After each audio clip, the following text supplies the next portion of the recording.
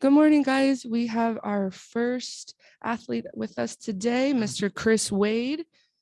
Um, if you have a question, go ahead and raise your hand. And let's go ahead and start with Josan, please. Hello, Wade. Jose Montesino from Lucha Libre Online. My first question is going to be, how are you preparing mentally for this fight, knowing that you beat Boba last time and you have a great wrestler right now? Um, we prepared in a very similar manner to the Bubba Jenkins fight, and that's just extremely hard. At the end of the day, I still fight my fights. I don't fight for opponents. I don't train just you know in a completely different manner for each guy, especially when you're dealing with grappling heavy opponents. So this has just been like rinse and repeat. We're doing some different situational things because Movlead likes to do some different things on top than Bubba did. But aside from that, we're just working our tail off, working really hard, trying to be the best Chris Wade that I can in there. All right, Tariq, please. What's going on, Chris? It's Tariq from the Havoc Hour. So your first season now at featherweight, after 2 seasons at lightweight, you came up just a little bit short. Now at featherweight, you're in a championship bout, one step closer to $1 million. Going forward, are you staying at featherweight, or you think maybe you want to take another shot at lightweight going forward? Wow. I mean, that's something that I have to revisit, to be honest with you, after this week, because my focus and my goal is winning a title this week, and it's taking that belt back home to Long Island and that check back home to my family. Once we do that, then I'll sit down with my family and my coaches, and we'll make a decision on what's best for my life and for my career. But until then, I'm dead set on this week. Sounds good. Good luck this weekend, man. Thank you. Ethan. Okay. You good, So lad? you've been to the UFC and you've been to PFL championship semifinals before. Because of your shortcomings in that, did that lead you to drop to the featherweight division? Yeah, I mean, I don't know why this is like a secret, but they cut me at 55. I didn't decide to leave 55. I got cut. So when I tell you there's a chip on my shoulder, I'm telling you there's a chip on my shoulder because I finished third twice at 55, and I thought I should have won it the first year, and they cut me anyway, even though I was winning. So I'm pissed off, and I'm gonna show people that they made a mistake. That's why I'm doing this. Okay, thank you for talking to me. Good luck in your championship fight. Serge. Chris, how you doing, man? Sergio from the Fight Podcast. How you doing? So, doing really well, man. So, question for you: aside from the $1 million and obviously the payday, what would this win mean for you in terms of the MMA community? Where would you feel this will place you in the standing with the MMA world? Well, I think that the PFL is a promotion that should be taken extremely seriously. You could talk to any fighter that's been to any level of the highest levels of fighting. There's guys that are here that have been in the UFC, and they will tell you that it does not matter. The competition level is just as high all around at the top levels when you spread it around. So I think that winning this title and my past and how successful I was even at 55, that I think that I'm a top 10 featherweight in the world, period. doesn't matter what promotion that's in. I think that goes for all the athletes. And I'm only saying top 10 just to be, gracious to other competitors who are tough as well. But I believe I could go with anybody in the world at 145. Absolutely. Thank you so much, Chris, for your time, and good luck this weekend. Thank you This very week. much. Suki. Hey, Chris, pleasure to be talking to you. Congrats on the upcoming fight here. One thing I really want to talk about, we keep talking about your 155, but let's talk about your experiences at 145. I mean, dude, you fight at 170. It looks like you pretty much enter the cage at 170 or so. So what's your diet like? What's your week been like? Just talk to us about that, man. Yeah, I don't know if you could see it today, but I just finished a workout, showered, and I just came here. And this is the toughest day. This is the toughest thing mentally that I think athletes can do, is to cut weight like this before big competition. I mean, I could go on and on for an hour about how crazy this is that we decimate ourselves like this, and then we go and we fight a killer and about a day later. But this is the world that we live in, and this is the game that gets played. And I'm finally playing to the rules, like to the full extent, to what people take advantage of. And so it's been a really tough month of sacrifice and of dedication. I've been wearing a rubber suit for a workout like every single day for a month. I don't even want to look at the thing anymore, like ever again. But I just keep telling myself, like, I have a countdown in my head, and we're down to like 18 hours till I get to step on the scale and have whatever I want. And my goals are so deeply important to me that I'm willing to endure whatever it takes to set my family up to be in a nice position. Yeah, man, to be quite honest, some of the mental fortitude we've seen you have is some of the best I've seen in the sport from any fighter. And the PFL is different. You've had to keep this going from the Bubba fight. There was a lot more of that fight. Now you get to go into the finals like this, man. Best of luck. Definitely rooting for you on that one. Thank you so much. Any more questions for Chris? If not, I'm going to go ahead and let him get out of here. All right. Thank you so much, Mr. Thanks, Wade. Tony. Appreciate it. All right, guys. Thank you.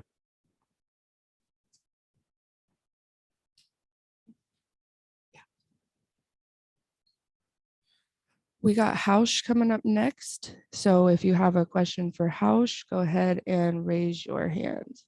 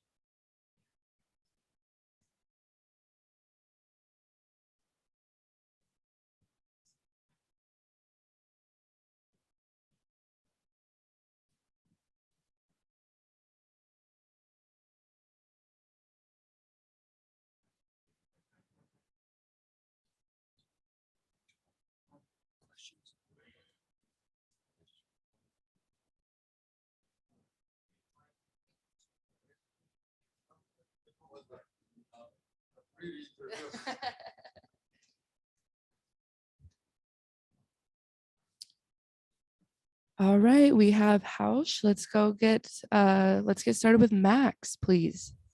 How you doing? This is Max Going from the Going Live podcast. First of all, congratulations for being here.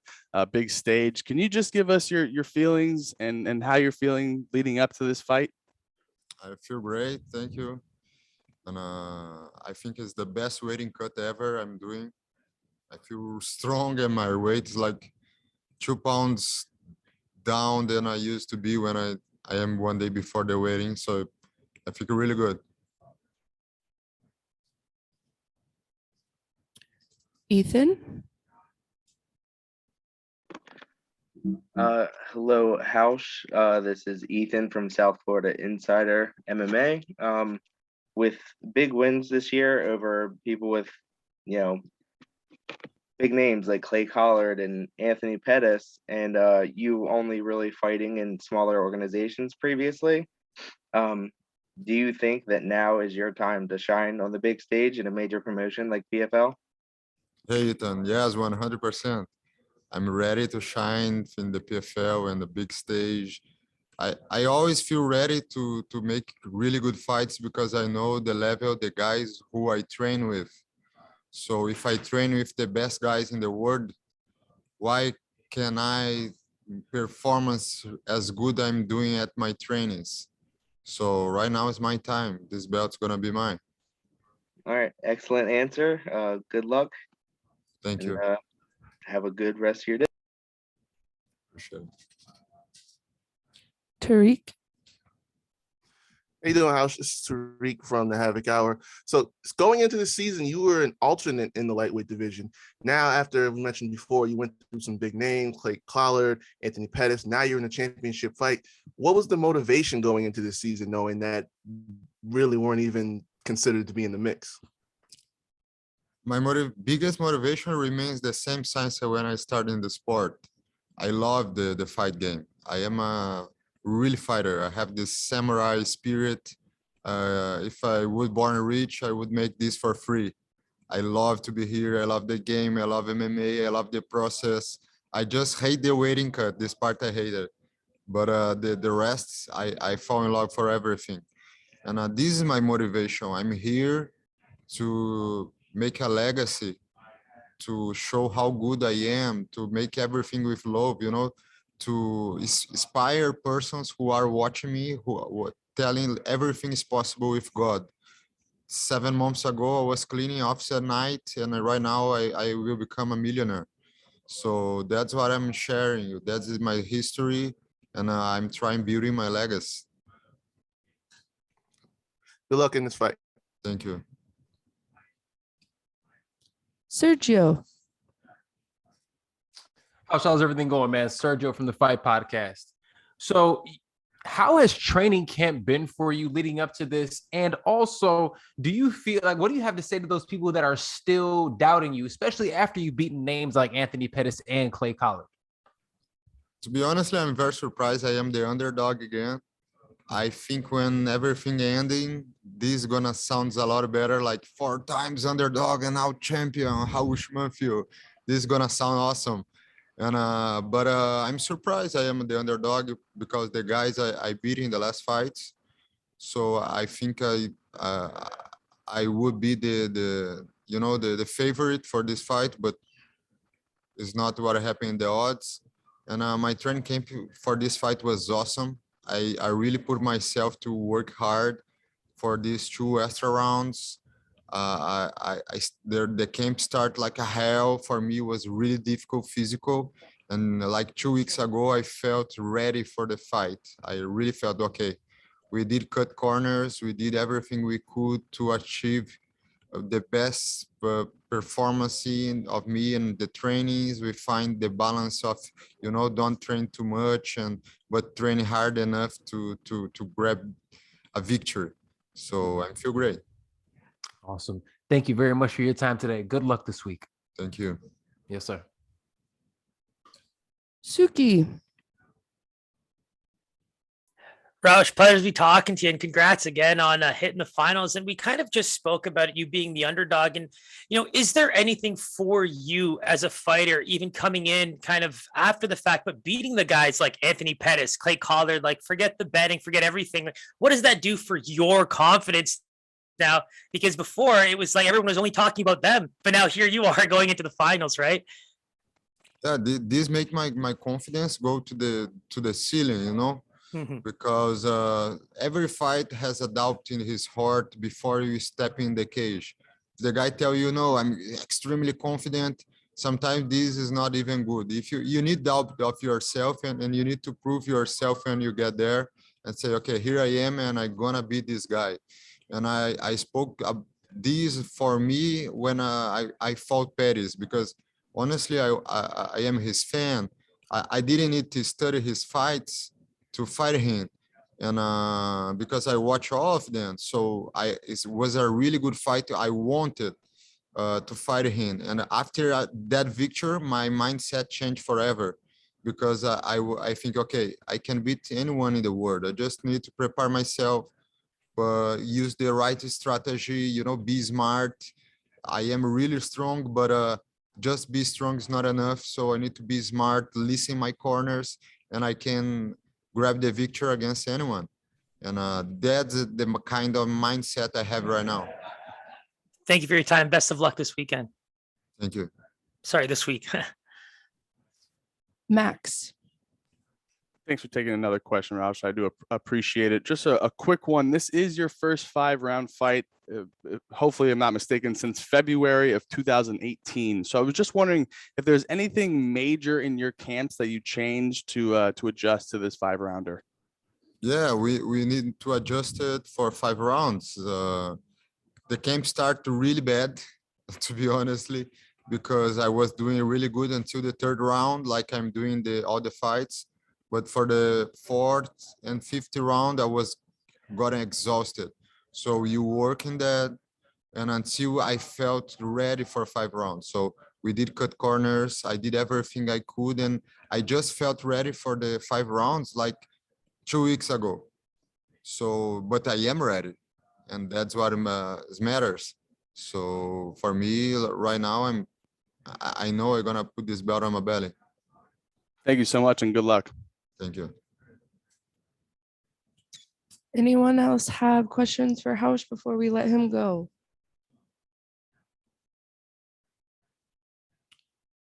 All right. Hausch, thank you so much. Thank Appreciate you. your time today.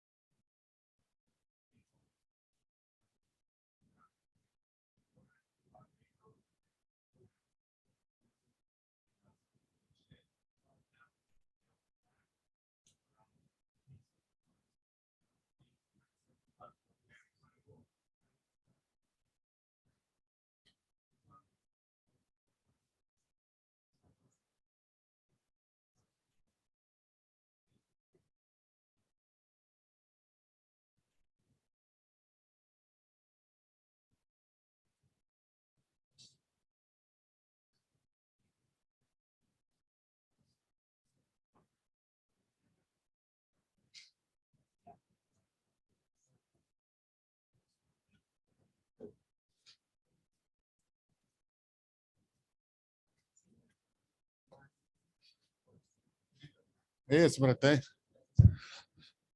Ivane, moraš tu neće biti, aj? Translator. Okay. Right next to me.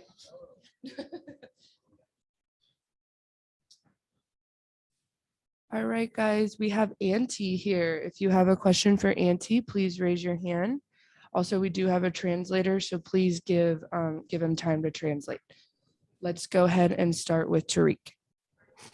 How you doing, Anthony? It's Tariq from the Havoc Hour. So we saw what an emotional moment it was getting the win to get into the championship fight alongside your mentor, Crow Cop. Is he going to be in attendance for the championship fight, and what would it mean to win that championship next to him? Pitate hoće li Krokap biti u publici za vrijeme meča, to jest u kutu tvom, i što bi ti značilo osvajanje pojasa ispred njega? Ako ovaj put Krokap neće biti tu, a mislim, znači mi sve, trenam cijeli život za ovo i ovo je moja prilika i želim je iskoristiti. This time Krokap won't be here.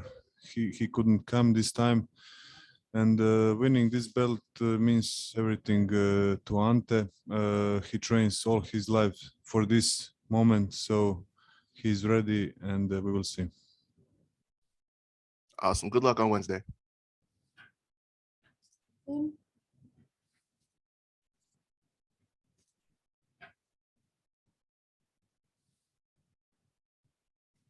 All right, we'll come back to Ethan. Dylan Bulker.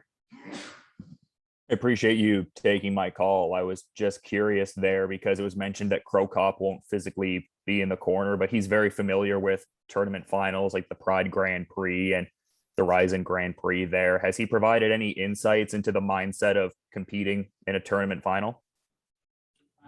Znači, Mirko neće biti tu, ali je imao priliku sudjelovati u kao turnirskom sustavu kao ovome, pa jel ti dao kakav savjet što se tiče samog turnira i finala ovoga? Pa u svakom slučaju trenirali smo zajedno i on je prepun iskustva i puno mi je pomogao u svakom dijelu i priprema i što se tiče meča, tako da sve savjete mi je dao, tako da neće biti potrebno da mi bude u putu jer sve znam što trebam raditi. So yes, we are every day together in the gym, so he gives me advice on daily basis. He won't be here this time physically, but I know what I must do. He told me everything. I got instructions, so it won't be problem. He's not physically here, but his advice are in my head, and I'm ready. I appreciate the insights. Thank you. Ethan. Hello, Auntie. This is Ethan from South Florida Insider. Despite losing to Bruno earlier this season, what have you focused on to change the way that this fight plays out as opposed to the way that the first fight went? Znači, prvu borbu si izgubio od Bruno Capeloze. Što si promijenio i što će biti drugčije u ovoj borbi da bi pobjedio? Pa definitivno će biti taktika drugačije. Radio sam neke stvari koje njemu savršeno odgovaraju. Mislim da će ovo biti drugačija borba. Definitely this time tactics will be different. At the first fight I did some things that are really good for Bruno, for his style. So this time this fight will be much different. Okay. Thank you, and good luck in your fight. Sergio. Auntie, hello, how are you doing? It's Sergio from the Fight Podcast. So, being the fact that Bruno has, gone through this tournament almost unscathed, what is your game plan this time around as opposed to not only the first time that you guys faced? Znači, s obzirom da je Bruno prošao neokrznut kroz ovaj turnir, koja je tvoja taktika za ovu borbu usporedbi sa prvom? Definitivno znam što Bruno radi i očekujem drugačiju borbu nego što je bila prva, tako da nadam se da ću Bruna umoriti pa da vidimo kako onda funkcionira.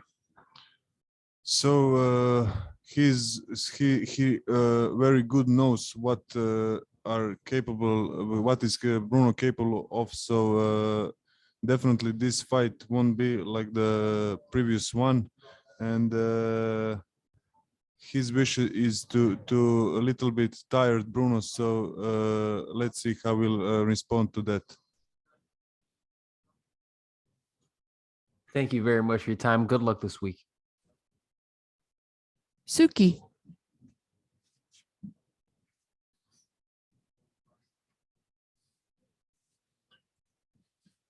Suki, are you with us? All right. Tariq, did you get your question? Oh, yeah, sorry. Okay, great. Anyone else have a question for Auntie? Please raise your hand. Okay, awesome. Auntie, thank you so much. Appreciate it.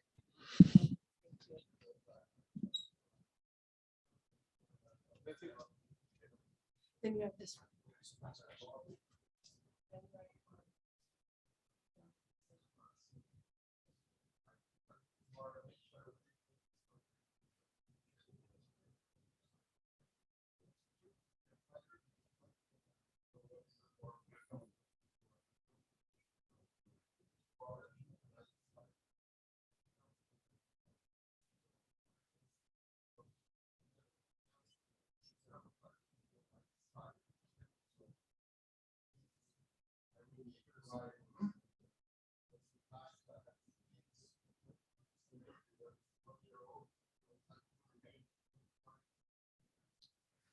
All right, guys, we're going to have Julia Budd next. She'll be here in just a minute. So sorry for the lull, but she will be here. So if you have a question, please go ahead and raise your hands for Miss Julia Budd.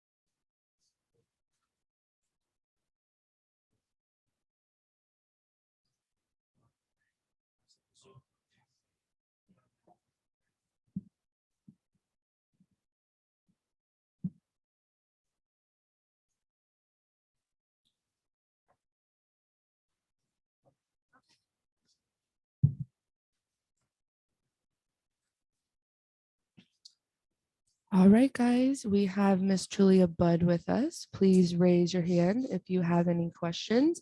Let's go ahead and get started off with Josan, please. Hello, Julia. Jose from Lucha Libre Online. How excited are you to be here on PFL? I am so excited.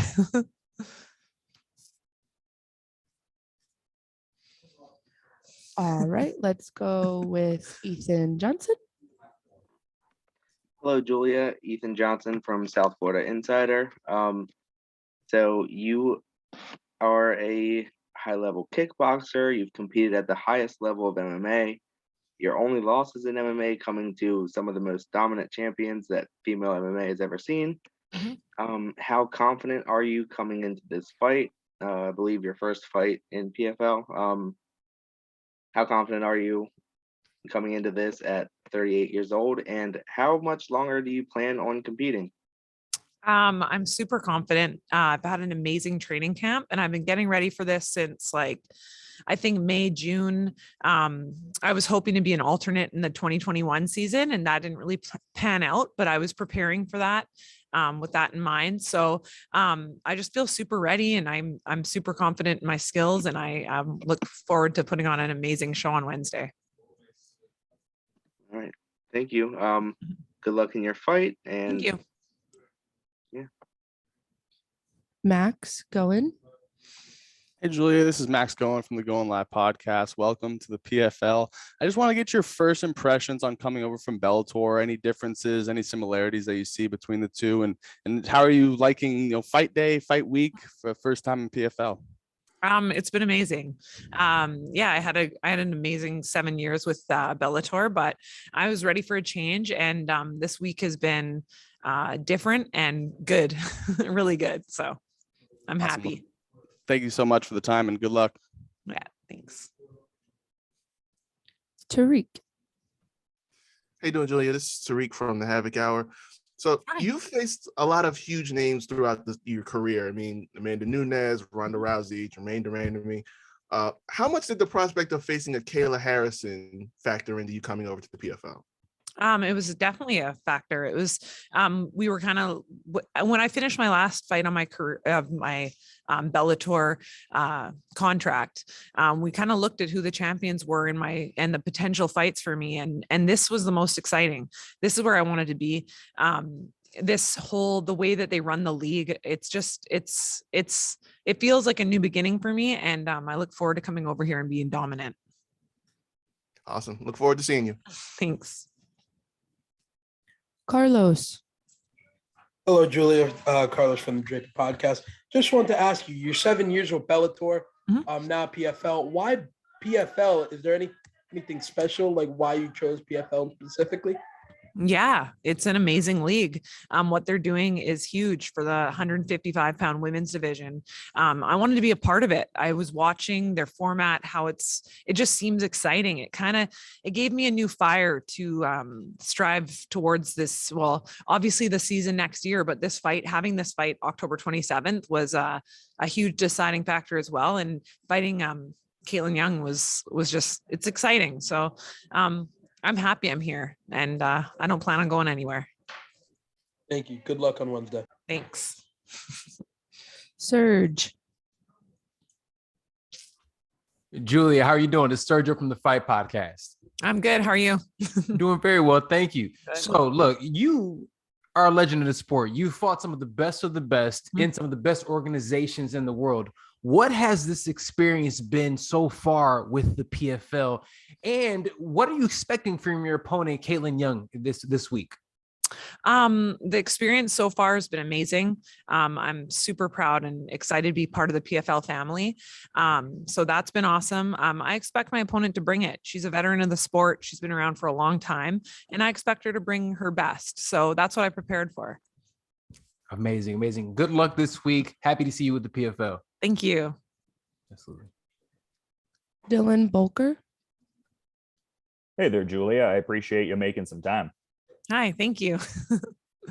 I'm just curious because you kind of mentioned your opponent there and just, a veteran in the sport. I think a lot of people are kind of surprised you two haven't tested skills already. Like, how does it feel to be getting ready to compete against Caitlin Young. And just, can you speak to, I guess, the studying timeline that might have taken place over a number of years with her? Yeah, well, she was fighting in Invicta when I was fighting in Invicta. And so I've seen her fight. I've kind of been around her.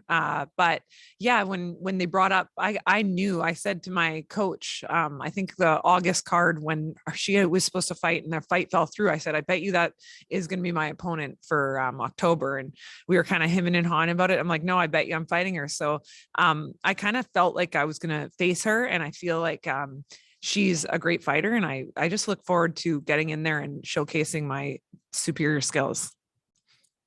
Yeah, for sure. And just a quick follow-up, because I asked Lance Jr. about it prior to his last fight there. Like, how's the beekeeping going with like the Bud Gibson setup there? Is the honey kind of coming out pretty well? This summer was amazing, and beekeeping's a new hobby picked up last year, and it's been so cool to kind of we've got 5 hives right now. Next year we're hoping to get double that, and we got a couple 100 pounds of honey, so it's been pretty cool. So yeah, it went well this year.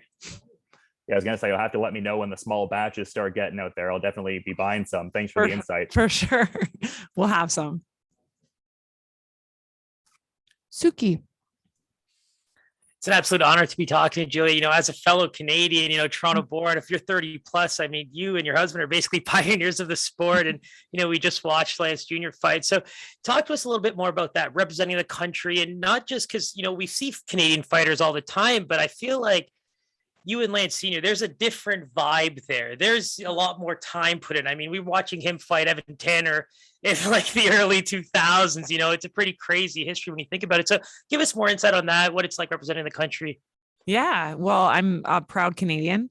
Yeah, my husband is a veteran of UFC Shudo. He fought all around the world. And it was basically one of the reasons why I chose to start training at Gibson MMA, and my life just propelled and got better from there. So meeting him, training with him, learning skills from him, from somebody that fought in when there was no weight classes and there's 30-minute time limits. It's like he brings that old school mentality and perspective of mixed martial arts training into the present day, what it's become. So I feel like that's a huge reason of why I'm where I am today, and how I've gotten through the sport, and just those lessons that he had to learn fighting like that. Being able to pass that down onto us is huge. So yeah, I feel like, you know, I part of me feels like a veteran of the sport, but I also feel like I'm constantly learning and evolving. So I feel like I'm still new and still learning. So that's, yeah. Yeah, it feels like that's the best part. And in my humble opinion, you guys are like the fighting family of Canada. You know, it's really, you know, an honor to watch you guys fight. So best of luck this week. Yeah. Thank you so much. Any more questions for Miss Julia today?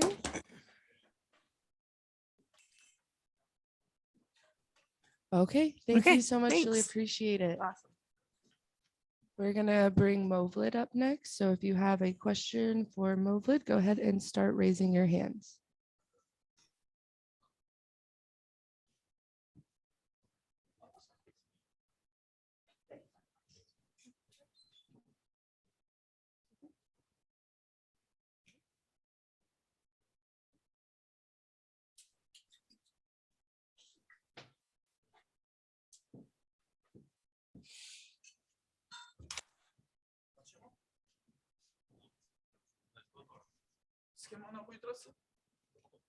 Там же та вес не сделала, да? Или что? Все. All right, guys, we have Movlid here. Let's go ahead and get started with Tariq, please. How you doing, Movlid? This is Tariq from the Havoc Hour. You're in your first championship fight with the PFL now. Obviously, being a very dangerous fighter, the biggest thing that we've seen from you is the flying knee. It's always been, you know, that thing that everyone has to watch out for. Are we going to see one of those this week? Sorry, Tariq, can you please repeat the question? And this is your first championship fight with the PFL. Being a dangerous fighter, the biggest thing that we've seen from you is that flying knee that's hit a lot of opponents in your time here. Are we going to see one of those in this fight on Wednesday? Это первое ваше участие в турнире, в чемпионат вы вышли, первый раз в чемпионат вышли, и многие видели ваше выступление, ваше колено. Вы думаете, в этом бою вы можете потенциально использовать или вы будете играть более безопасно? Да, к сожалению, просто в прошлом сезоне я проиграл и вылетел с этого гран-при. В этом сезоне я вышел в финал, я финалист, буду биться за пояс. По поводу колена, они уже все знают, это моя работу, и они будут более осторожничать, бояться от этого удара. И когда человек уже ждет именно этого удара, она может не получиться. А так все вполне может быть в бою. Yes, thank you for the question. Unfortunately, yes, last time I was not able to make it to the championship. Now I'm here. It is very important for me. It's a big fight. It's a big year. Regarding the knee, the thing is, yeah, everybody knows it. Everybody's seen it. So everybody expects it. They might be a little bit cautious on that. So obviously, I'm not necessarily going to play with that. But again, in the fight, you never know, which tool from your arsenal you're going to use. There is a possibility, but I don't think necessarily that's going to be, my first approach to this fight. Awesome. Good luck on Wednesday. Удачи в среду. Thank you. All right, let's go with Max. How you doing? This is Max Going from the Going Live podcast. Thanks for taking the time. Just have a quick question about the obvious difference in rounds. You got a 5-rounder coming up and competing with 3-round fights for the season so far. Any major changes in the camp so far leading up to this fight? Поскольку вы в первый раз вышли в финал, это будет первый раз бой, который состоит из 5 раундов. Все ваши бои до этого проходили в 3 раундах. В подготовке вашей вы как-то к этому адаптируетесь? Что-то, какие-то шаги специально делаете, чтобы на 5-раундовый бой подготовиться? Я думаю, никаких проблем нет, если человек психологически настраивается именно на 5 раундов, а не на 3. В общем плане мы сколько тренируемся, все время тренируемся, и не должны быть проблемы именно по 25 минутах. В общем, мы тренируемся в день. 2 тренировки делаем по 2 часа. I don't see that as a big problem because we train every day. Oftentimes we do 2 trainings a day, 2 sessions. We put a lot of effort. I think it's more so mentally one has to prepare for that 5 rounds. So physically, in terms of endurance, I don't think that's an issue to last 25 minutes. If anything, mentally, I'm preparing for that. And yeah, I'm looking forward to it. Awesome. Thanks so much and good luck this week. I appreciate the time. Спасибо большое и удачи. Josan. Hello, Movalit. I was gonna ask you how much it will mean for you to win this championship fight in honor to Abdulmanap Nurmagomedov. Вопрос, насколько важно для вас выиграть этот турнамент в плане, что нести наследие Нурмагомеда, Абдулманата Нурмагомедова, то есть насколько вам важно доказать и забрать этот пояс из PFL? Его нету с нами, мы его помним в сердцах наших. И, в общем, мы не должны напрасно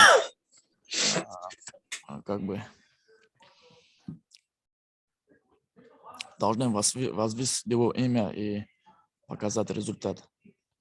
Чему он нас научил, мы должны этим становиться лучшим. И таким образом биться за наследие и быть лучшими только. Yes, unfortunately, Abdulmanap is not with us anymore, but he is still in our hearts. He had a big influence, and his school was the best in the world, we consider. And the only way to keep person alive is keep carrying their legacy, all the effort that he put in us, and that's why it's very important for us to be the best, to be the champion, get that belt, and bring it back home to Dagestan, and to pleasure and success of our teacher, of our nation. For me, it's a big deal.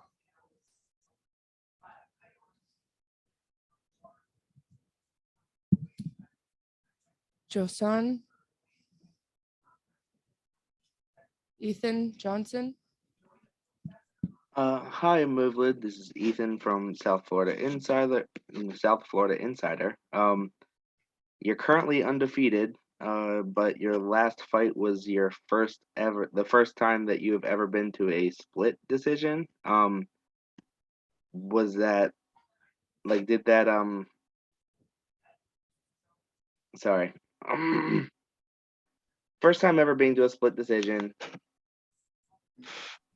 How confident are you coming into the championships after, probably one of the closest fights of your career and, not just blowing away your opponent?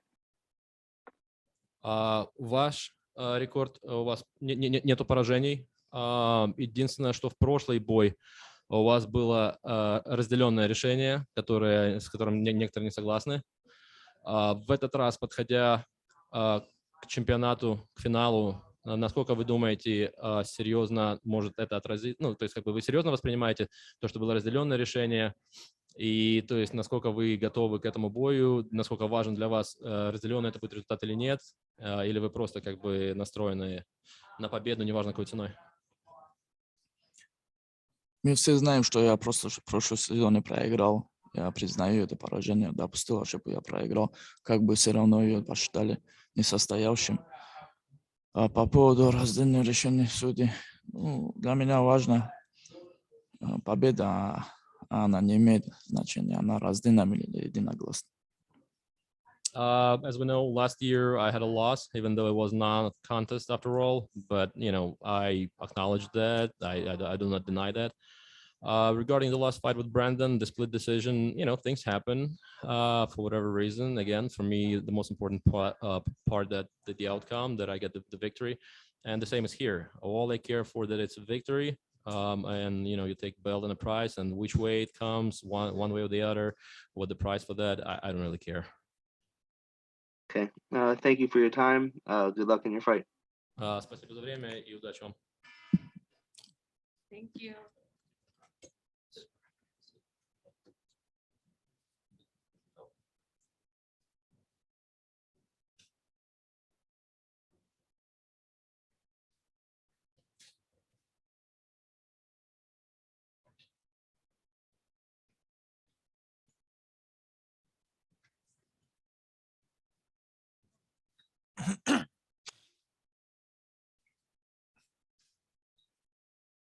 All right, guys, we have Ray Cooper with us. Please raise your hands if you have any questions, and let's go ahead and get started with Tariq.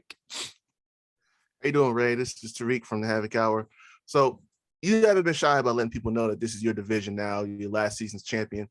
But the one name that hasn't been crossed off the list yet is Magomed, your opponent on Wednesday. How much more important is it to you to beat him to win a championship this week? It's important to fight him just because he beat me and he's the only other welterweight champion, and fighting for a rematch is gonna be good. But the main goal is to win the title and reclaim the belt. Awesome. Good week. Good luck on Wednesday. Thank you. Ethan. Hello, Ray. This is Ethan from South Florida Insider. What do you plan on doing differently this time against Magomed in order to get the win? I'm gonna punch him in his face. It's a fight, and that's what I'm come to do. I can still be aggressive, but all in all, it's a fight, and I'm gonna try to knock him out. Thank you. Good luck in your fight. Thank you. Carlos. What's going on, Mr. Cooper? Carlos from the Drake Podcast. Obviously, you're coming off a big win over Rory McDonald. Now you're going into a rematch with Magomed. Is the training camp the same from the first fight, or have you changed it up a bit? My training camp is always the same. You guys can keep getting the same answers. I do the same things. I just run, lift weights, and wrestle live. That's pretty much all I do. I don't change anything for anybody. I just do what I do, and that's it. Thank you. Good luck on Wednesday. Thank you. Serge. Ray, how you doing, man? Serge from the Fight Podcast. What's up, man? Maintain it, fam. So check it out. You are somebody that has been dominant for a very long time, but the more casual fans might not know who you are. When you're actually looking at it, getting another W, this one, you've beaten some legends like Rory McDonald's. Where do you believe a win this week puts you in the standing in welterweight all throughout MMA? I feel with this win, I'm up there on the top rankings of any organization. I can beat anybody on any given day, especially the UFC champion. I would smash him any day of the week. So, yeah, but my focus is just on Magomed right now, and that's it. Absolutely. And how has training, like I said, you do train it with a smaller camp. How does that benefit you as opposed to some people that feel like they need to go out there with one of those big super camps? I don't know how much it benefits me, but that's what I was grown up doing. Just training in small garage, just like when I was young. That's all my dad ever did. I never did training in big super gym, and it's just how I like it. I don't like no gym dramas and stuff like that. So, yeah. Awesome, man. Sorry, last thing for me, man. What is it like going in there representing Hawaii? There's such a warrior culture from Hawaii, man. How is that been going in there carrying that flag? I don't really put myself in with the Hawaii fighters. I just fight for my family and myself, and it's good to be from Hawaii. Everybody grew up fighting, but I don't really have no quarrels with that. I'm a big believer in the Hawaiian culture. So, but I'm proud to be a Hawaiian, but I'm more proud to believe in Jesus. Rep the fam and everything. Absolutely, man. Much respect, Ray, man. Good luck this week. Thank you. Yes, sir. Dylan Bolker. Hey there, Ray. I appreciate you making some time. Sure, man. I was just curious because I noticed relatively recently you were given the honor of getting to name a plate. You named it the ground and pound, and apparently it's pretty killer. You're going to be enjoying a couple of those after the fight, and can you provide some context for that? Yeah, I don't know about a couple. I'm probably like 10, but yeah. Yeah, it's a small company back in Hawaii, pocket about a pound. Yeah, we were naming plate after me, and yeah, it's an awesome plate. So if you ever go out there, make sure you stop by pocket about a pound and try to ground and pound. Awesome. Thanks for the insights, man. Yep. Josan, please. Hello, Ray Cooper. Jose Montesino from Lucha Libre Online. So I was gonna ask you, is there any area specifically where you prepare for this fight? No, there's no any area I was training in. Since I've been training for 6 months for this fight. And there's nothing I'm gonna do different. I'm going there and try to knock him out, and I go and knock him out. So there's no special training I did for Magomed.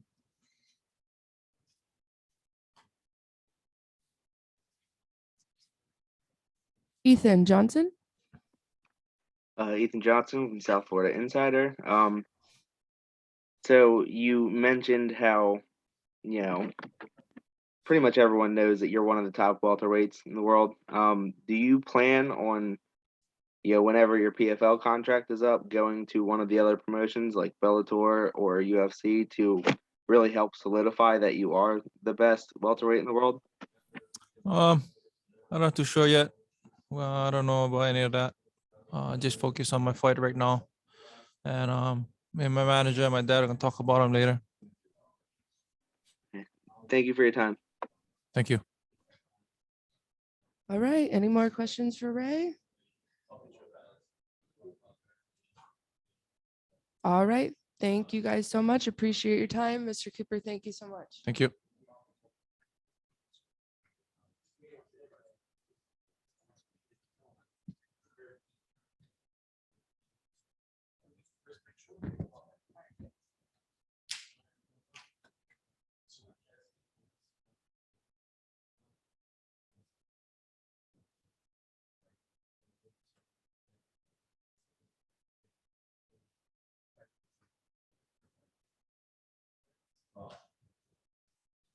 All right, guys, we have Loic coming here in just a minute. So if you have questions for Loic, go ahead and start raising your hand.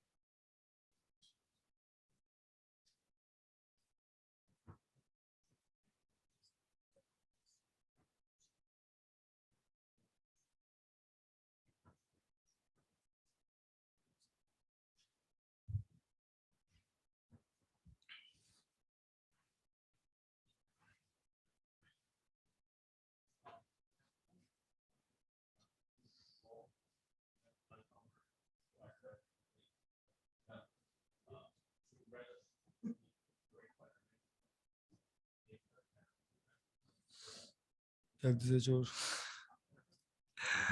Ci sağ meta.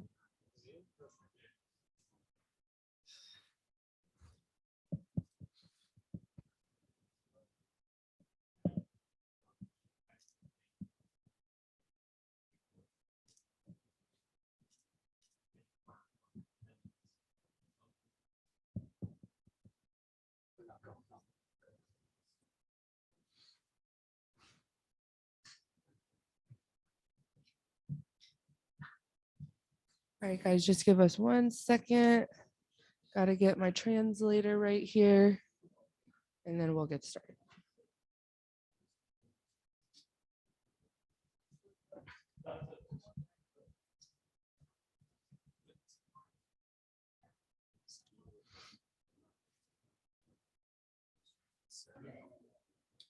Okay, let's get started. Jim Barcelone, please. Yes, thank you.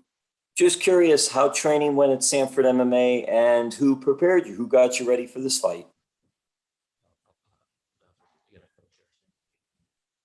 Can you please repeat the question? Yes, thank you. How did training go at Sanford MMA and who got you ready, who prepared you for this fight? Лой, как проходила ваша подготовка в Сэнфорде? И кто с вами работал, подготавливая вас к этому бою?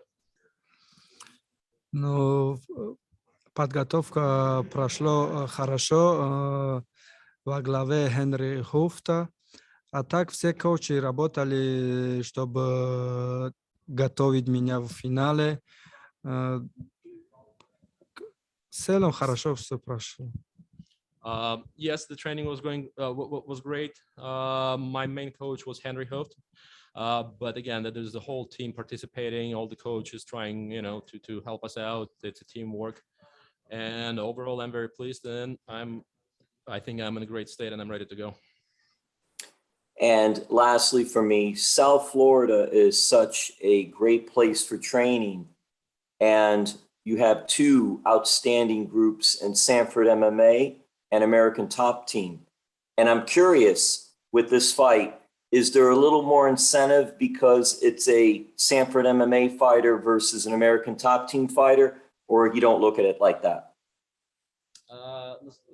Всем известно, что во Флориде есть две очень сильные школы, Стэнфорд и American Top Team.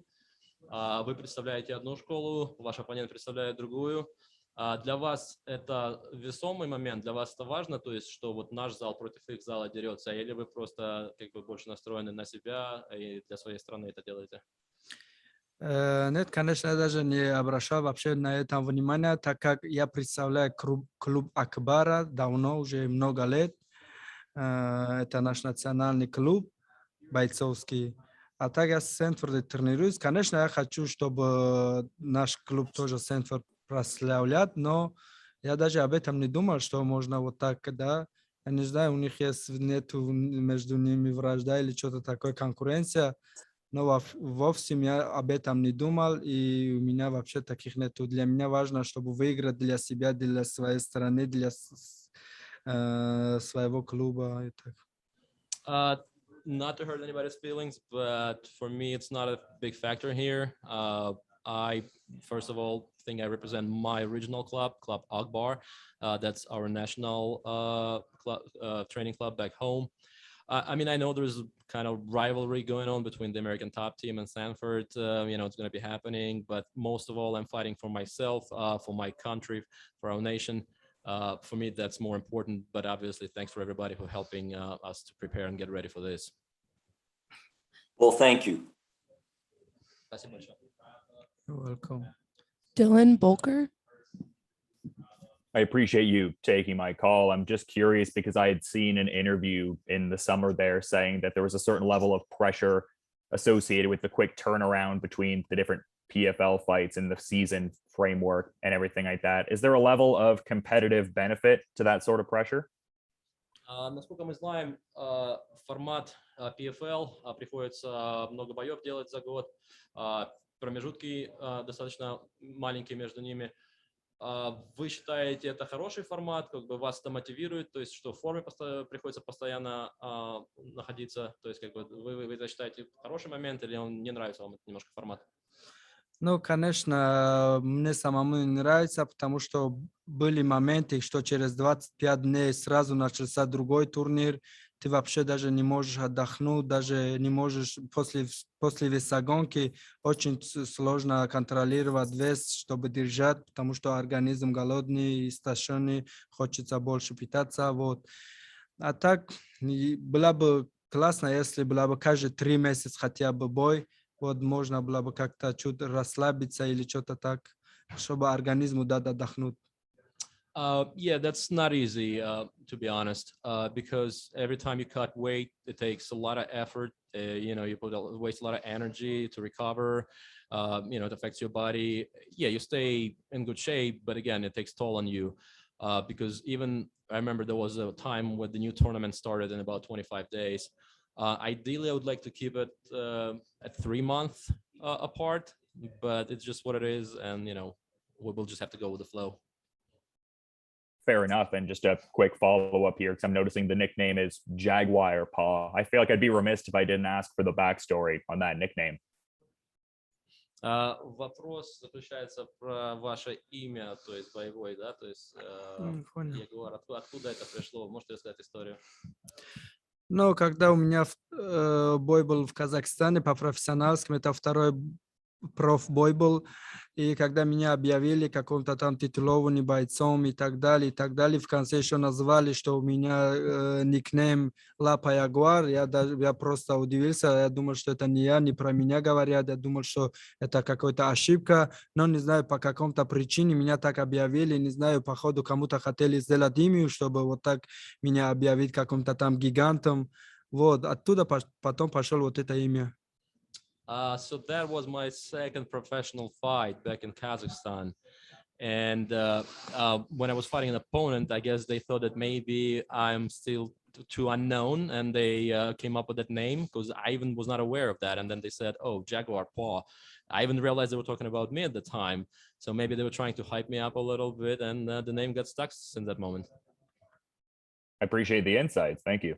Спасибо за информацию. Max Goen. How you doing? This is Max Goen from the Going Live podcast. Appreciate taking the time. Just have a quick question about the matchup itself. What do you like about the matchup, and where do you see the advantage for yourself coming into this title fight? Вопрос по поводу предстоящего боя. Как вы оцениваете соперника? Вообще вам устраивает ли вас ваш оппонент? И в чем вы видите свои преимущества над ним, сильные стороны? Ну, устраивает, не устраивает, это не мои, там, не знаю, мои проблемы, конечно, но я вижу свои там преимущества, что я быстрее соперника и тактичнее, у меня больше арсеналов, чем соперник, но, конечно, соперник, мне кажется, как чуть неудобно, но нет в этом никаких проблем, потому что один из моих соперников был Алекс Мартинес, который, у него ничего не было, но он был неудобным, я его прошел. Вот это тоже я пройду, иншаллах. Well, it's not up to me really whether I like him or not. You know, it's just a matter of that I made it to this level. You know, it happens to be him at this time. That's fine. I think he's just awkward opponent, not necessarily as skilled as me. So I think technically, in technicalities, in certain strategy, I can outperform him. Again, he's just awkward, and he reminds me of Alex Martinez, one of the opponents I had previously. That who just was awkward, you know, guy, and I kind of managed him. So I already have that experience, and God willing, you know, I'm gonna take him down. We'll see that in a couple of days. Thanks so much. I appreciate the time. Спасибо большое за время. Tariq. How you doing, Lloyd? This is Tariq from the Havoc Hour. So last year we saw you and Natan. You guys had the fight of the night. The atmosphere was amazing. I can attest I was there. On Wednesday, are you looking to have a similar performance, or are you just focused on getting the belt and the $1 million? Вопрос изначально по поводу вашего предыдущего боя с Натаном. Все видели выступление, многие считают, что это один был из самых зрелищных боев. Атмосфера была накаленная, все болели, то есть это очень такой бой вечером, можно сказать, был. Как вы думаете, этот бой, который предстоит вам сейчас в среду, вы думаете, тоже будет высокая энергия, то есть либо вы будете более аккуратно играть? Как вы думаете, будет зрелищный бой? Ну, конечно, я такой зрелищный боец, который просто так не могу на одном темпе работать, я имею в виду в таком нижнем темпе. Вот так как я очень хочу сильно выиграть, я не знаю, но я думаю, будет зрелищный, потому что я хочу финишировать, если эта возможность будет. А так, я не знаю, от боя зависит, от соперника зависит, как он себя ведет. Если он сильно аккуратничает, то, наверное, буду тоже аккуратничать, чтобы больше энергии не потратить. Well, overall, I think I'm one of those fighters who like to put spectacular performance. I like the high energy fights. You know, I want to go out there and show my best. Partially will depend on the way he will behave. If he's going to be extra careful, I might also have to adjust to that and save my energy. But we will see how it unfolds once we close the cage, and we'll see it on Wednesday. Great. Good luck in this fight. Спасибо. Мы Thank you. хотим этот бой очень сильно увидеть.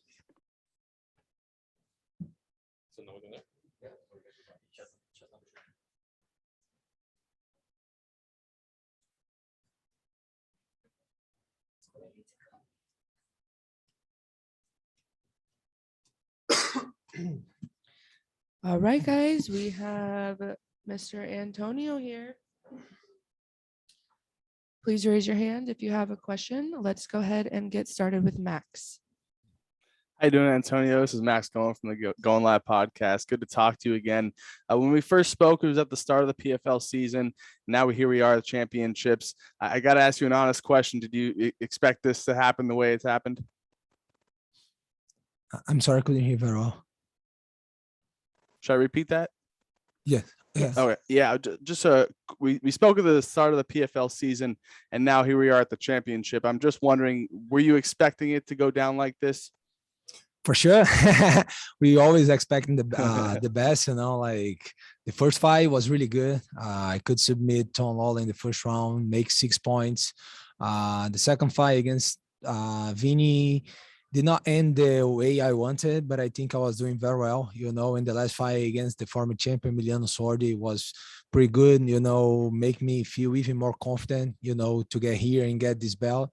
I actually really happy, you know, with all the way here. You know, I just want to end the best way now. Awesome. And just a quick follow-up. What do you like about this matchup with Martin, and where do you see this headed in terms of standing on the ground? Do you think it's going to stay on the feet? Well, I think the grappling is gonna come naturally, you know, because we both grapplers. In some point we're gonna grapple, but I think the key is like to mix it up everything. I think use the the strike in the right moment, the wrestling right moment, every aspect of the game, you need to use it, to take advantage over your opponent. So that's what I want to do. I think at least he looks very strong, and have good wrestling. So I don't see anything really special on his striking. For sure, you always have to be careful. He's pretty strong. So if he throws some hand, can knock anyone out. So just be aware and do the right thing, be smart, and follow the strategy. Awesome. Thanks so much. I appreciate the time and good luck. Thank you, brother. Jamie? Jaime Barrios de MMA Fan 507 de Panamá. Saludos, Antonio. Hola. Antonio, in your last fight, you beat the current champion, Emiliano Sordi. Do you think that placed you as the big favorite on Wednesday? If I'm favorite on the final, that's what I said. That's it. Yes. If you think your victory over the current champion placed you as a big favorite on Wednesday. Maybe I think in the on the bets, I'm favored, but you know how it is. MMA is MMA, fight is a fight. You never know what's gonna happen until you're there. But I think I have more skills, and I think I study a lot his game and feel ready, for this fight, especially because his best weapon is the grappling. And the grappling, you always wanted to take the fight for the ground, and in the ground I'm the specialist, so that's the place that I feel really comfortable. So I feel like there is no favor, but I feel I get like more skills than him, especially on the striking. Thank you. Thanks, bro. Carlos? What's going on, Mr. Antonio? Last time we spoke, you were fighting Emiliano Sordi, and now you're fighting for the title in PFL. How does that all feel to you, and does it put any pressure now that it's your first title shot in PFL? How did I feel to me? What is that? So it's pretty How hard does to it hear. feel? How does it feel to be fighting for your first PFL title? Feels awesome. Feels great. I hope I can get this belt and fight for many more titles in the future. But I'm feeling great, especially the time that the last 2 years and a half, I had a lot of injuries, and losses. Now was a fresh start. I begin this year with a good victory against Tom Lawler. I begin the season with this victory, and here I am, fighting for this belt, and hope I can get it. Hope I can celebrate a little bit after with my family, my friends. But I feeling really, really happy, and I feel I still have more to do, even after this fight. Man, so good, it's just chasing my dream, and my dream is coming true. And after this title fight, how much Counter-Strike you going to be playing? How much what? How much Counter-Strike you're going to be playing? Because I remember after we talked last time, you said you've been playing a lot of Counter-Strike. Got it. I see. Okay, man, I like to play with my friends a little bit, but the thing is, I think after the fight, I'll go to Brazil. So I won't be able to play much because I'll leave my computer here. But for sure, after fight, I'll play a little bit. All right. Good luck. Thanks, brother. Serge? Antonio, how you doing? Serge from the Fight Podcast. Oh, how so, doing? Doing really well, man. Good seeing you again. Good to see you.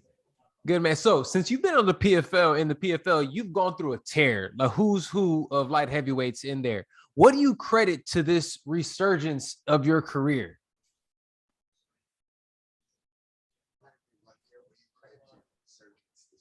Resurgence? Oh, got it. Man, as I said, in the past 2 years and a half, I had bad moments in my life, my personal life. Had some injuries, 3 surgeries.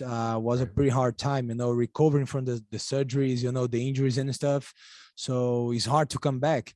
But I always try to keep my head up. I knew my skills, I knew how talented I am, and I get a lot of friends who help me with this, because sometimes it's hard, it's not a easy life, to be a fighter, MMA fighter.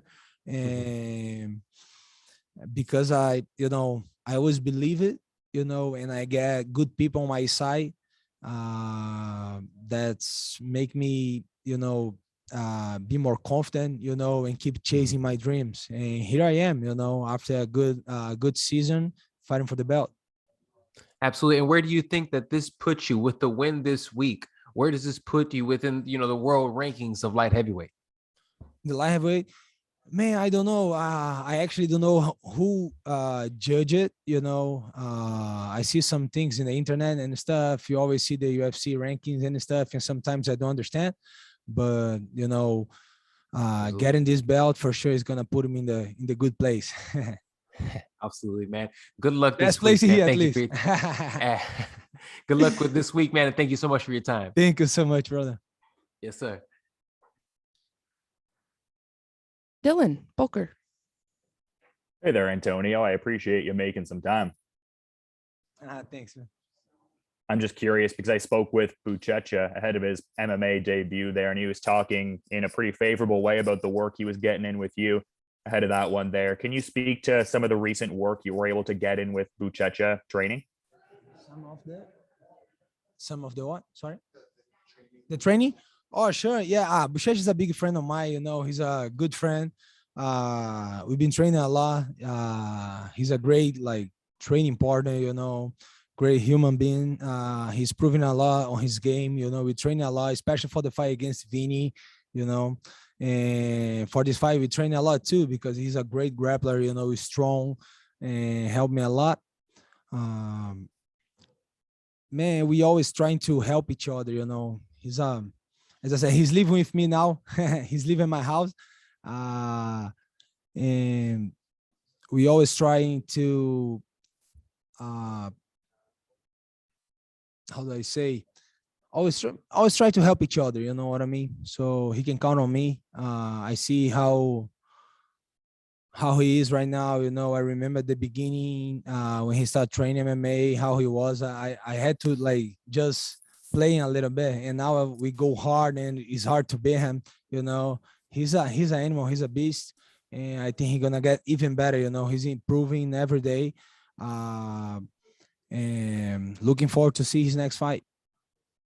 Yeah, and you actually kind of mentioned it there. That was going to be my follow-up question, just the roommate kind of dynamic there. Is he a chill roommate to have? Is he kind of letting the dishes stack up in the sink? How is he in that regard? He's really good. He's okay. He's organized, but he just bought a house now, because he was living in California. So I said, man, come here, stay with me a little bit, and he was looking for some houses and stuff. He just bought a house. I'm really happy for him. And that's it. Always on his side, we always helping each other. That's awesome, man. Thanks for the insights. Thanks so much, bro. Thank you, Antonio. Appreciate your time today. Thank you, guys. Thank you.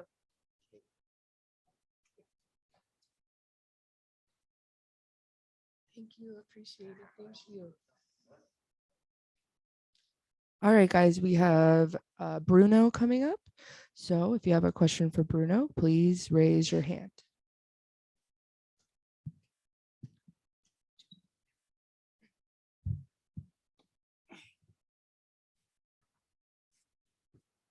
All right, Ethan, start us off, please.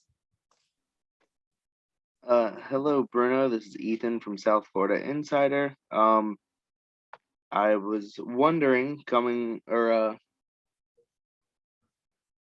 you coming in with the same game plan as your last fight with Ante? And what are your predictions? Bruno, você tá vindo para cá com algum plano? Aí, enfim, como é o planejamento específico aí para essa luta? Bom, pretendo aí manter a luta em pé na minha área, né? Defender as quedas dele. E é isso aí. I look forward to making this a stand-up fight, stuffing his takedowns, and yep, that's about it. Thank you for your time. Thank you. Suki.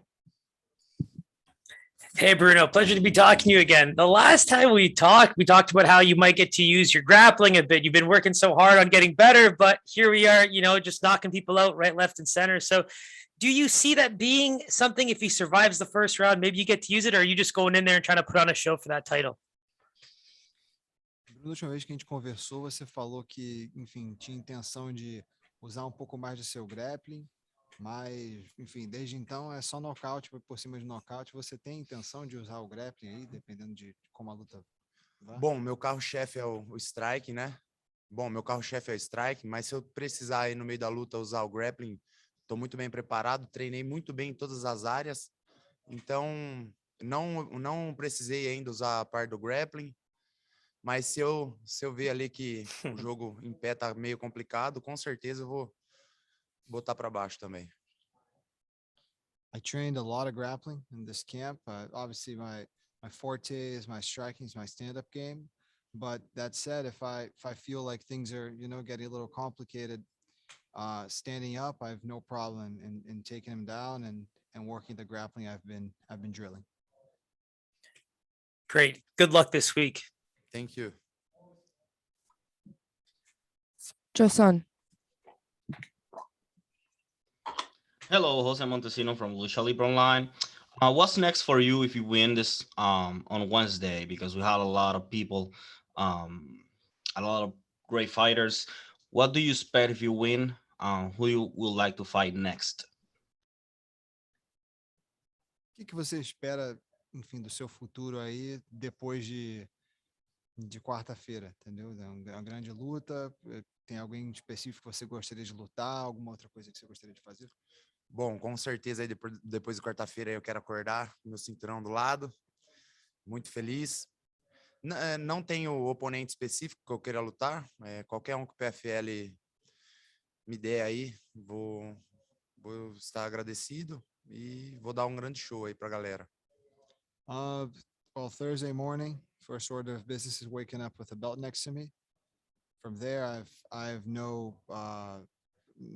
specific opponent I'd like to fight. Whoever the PFL puts in front of me, I'm thankful for it, and I'm looking forward to putting in the work and putting on a great show.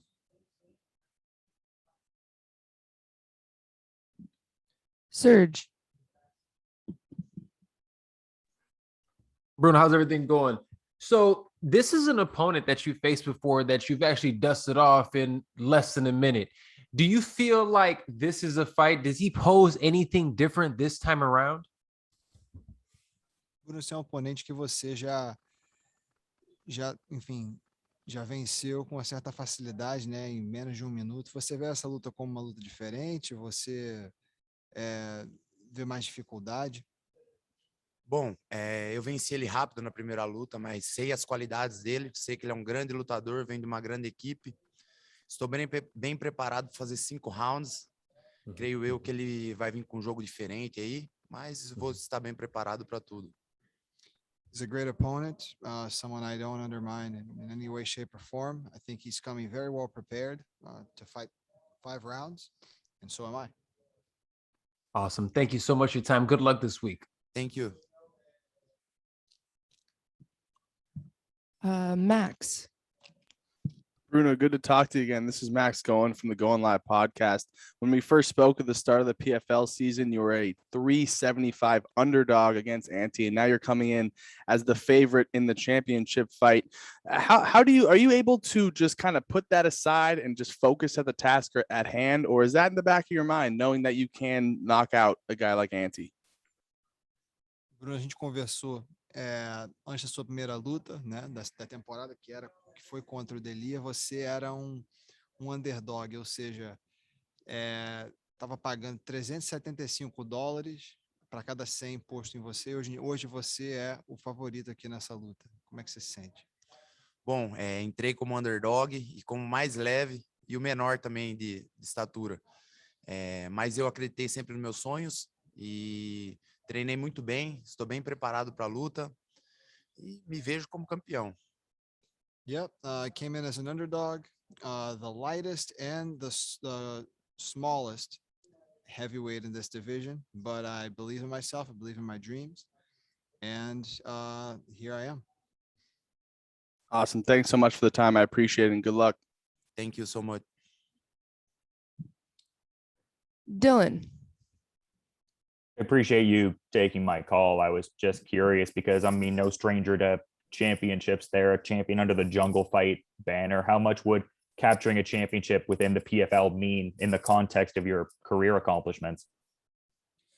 Você já foi campeão em outras organizações, né? No Jungle, por exemplo. O que o cinturão da PFL significa aí para você e para sua carreira? Bom, o cinturão do PFL significa ser campeão do mundo. Então eu vou ser um dos melhores do mundo. Isso não só para mim, mas para minha família.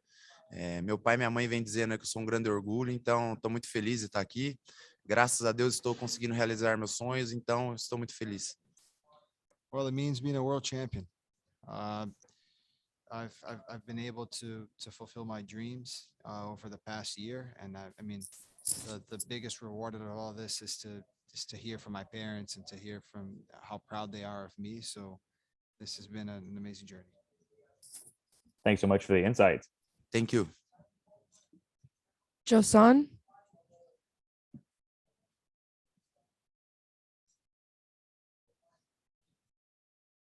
Okay, we are all good with Bruno. Thank you for your time, Bruno. Really appreciate it. We are gonna go ahead and bring up Maga. Thank you again. Appreciate it. Appreciate it. Yeah, absolutely.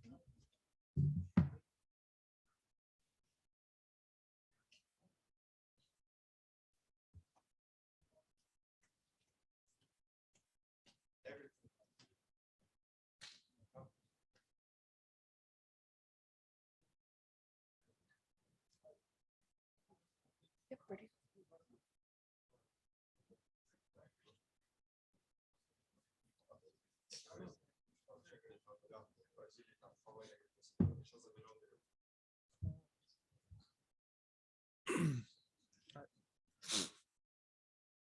All right, guys, we have Maga Millions here. Let's go ahead and get started with Tariq, please. How you doing, Magomed? This is Tariq from the Havoc Hour. So last season, you were unable to continue through the playoffs after your fight with Chris Curtis. But now this season, you come back, you run the table, you're back in the championship fight. Do you feel like you need to make a statement in this championship fight against Ray Cooper? Магомед, приветствуем вас. В прошлом сезоне, к сожалению, не дошло все до победы, как, я думаю, вы планировали. В этом году все складывается удачно, вы в финале. Вы считаете, что вам нужно прям вот показать, всем доказать, что вы чемпион, вы будете выступать, то есть хотите, чтобы зрелищный бой был, или вы будете более аккуратно работать? Здравствуйте. К сожалению, в прошлый раз не получилось из-за травмы выйти в финал, подраться. Думаю, сейчас я хочу доказать, что я чемпион, и не будет скучного боя, будет зрелищный, агрессивный бой. Буду соперника бить, бороться, ломать его. Все сделать для того, чтобы выиграть. Yes, unfortunately, the previous season didn't go fully as planned. Well, but now we are here again. It's a championship. It's a go time. I want to prove that I'm still the champion, and I expect to have a spectacular fight. I expect a lot of punches, wrestling, breaking. We're gonna have some aggressive fight. That should be spectacular. Awesome. Good luck on Wednesday. Успехов в бою. Thank you. Ethan. Hello, Magomed. This is Ethan from South Florida Insider. You were the last person to beat Ray Cooper III, and since then he's been on quite the tear. How confident are you on, your chances of beating him again? Магомед, вы были последним человеком, который победил Рэя Купера. После этого боя он одерживал сплошные победы. Как вы настроены сейчас, как вы видите его как оппонента, и насколько уверенно вы подходите к этому бою? Уверенность у меня на 100%, так как я в прошлый раз выиграл. у меня еще больше уверенность появилась. Думаю, бой не продлится все 5 раундов, я закончу его досрочно. I won him previously. I beat him previously, as you mentioned, and that gives me even more confidence in the outcome.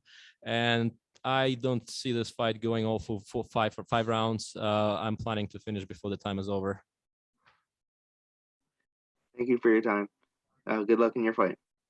Успехов в бою. Thank you. Dylan. I appreciate you taking my call. I'm just curious because I'd seen the Instagram picture last week working with Movlid Habalayev over at American Top Team. I'm wondering just how important it is to be getting in that work with somebody who's also vying for their own PFL championship. Мы видели ваши посты с прошлой недели, вы с Мавлидом занимаетесь, мы видим в American Top Team. Насколько важно для вас, что есть люди такие же, которые с вашего региона, которые тут же также дерутся в лиге и на данный момент тоже вышли в чемпионат? Насколько важно работать с вашими земляками? Когда рядом есть такие бойцы, такие же сильные, успешные, это очень хорошо, это морально помогает тоже. Мы друг друга поддерживаем всегда, на тренировках помогаем, кто чем может, подсказываем, исправляем друг друга. Мы как бы одна команда, можно сказать. It's very important to have somebody you can trust while you're training, because we are like brothers. It's a brotherhood for us, and we always train together. We give each other advices. He always corrects me, I correct him, or maybe there's something I don't see that he might tell me. He's not gonna hold it back. He's straight up open. And it's very important to have successful, great fighters from the same region, because you see that as a motivation, and it kind of reaffirms your confidence. Absolutely. And just a quick follow-up, because the Mago Millions moniker has been out there a fair bit, and it seems like people are having a fair bit of fun with it. I'm kind of wondering his thoughts on the nickname Mago Millions and just how he feels about it. Мы знаем, что часто вас люди называют, как у вас титул Mago Millions. То есть вам нравится, когда вас так говорят, называют, или вы хотели бы по-другому, может быть, чтобы люди к вам обращались? Ну так, как я хочу, чтобы меня как-то назвали, нет. Мне не нравится, когда меня по имени называют. Для начала, когда они меня Mago Million назвали, как-то было неудобно, как-то даже смущался местами. А сейчас уже привык. I mean, I like when people call me by name. That's always great. And I remember when the first time somebody started calling me Mago Millions, that was really awkward. I was even shy at the beginning. But it's a great name, and as long as there's respect, I don't really care. Thanks so much for the insights, and I appreciate the time. Спасибо большое. Chosan. Hello, Jose Montesino from Lucha Libre Online. Ray Cooper told us that he's been training for 6 months. He said that he don't have a specific plan. He's just going there to knock you out. What are your thoughts about those comments? Рэй Купер нам ранее сказал, что он уже 6 месяцев кряду тренируется, то есть как бы он не переставал заниматься. И как мы его спрашиваем по стратегии, как бой будет подходить, он говорит, я просто зайду и вырублю его. Что вы можете на это ответить? Я много встречал таких, которые слова на воздух кидают и которые за свои слова не могут отвечать. Это один из тех людей, кто за слова не может отвечать, говорит пустую. Вы все увидите в бою, как я его поломаю. I see that as one of the people who like to talk. I'd rather walk. He can say whatever he wants, whatever he feels, he can run his mouth. But again, it's all about the skills. Once we get there and the cage is closed, you will see the outcome of this fight on Wednesday. Thank you. Спасибо. Max. Thanks for taking the time. This is Max Going from the Going Live podcast. A lot of people would say that you aren't the defending champion right now only because of the playoff format, the two fights per night format in 2019. Just wondering if you obviously like the difference in 2021, just having to worry on one opponent. Многие люди считают, что единственная причина, почему на данный момент вы не являетесь официально чемпионом, потому что предыдущий формат немножко был поменен, когда 2 боя в один вечер приходилось делать. Смотря на это и то, что сейчас в 2021 году этот формат поменяли, и вы согласны с этим? То есть как бы то, что это исправление сделали, коррекцию? Да, я думаю, это намного лучше, чем за ночь два боя делать. Потому что вот из-за этого формата я мог сказать, не вышел в финал в прошлый раз из-за травмы. Если было бы время на следующий бой, я бы стал бы чемпионом 100%.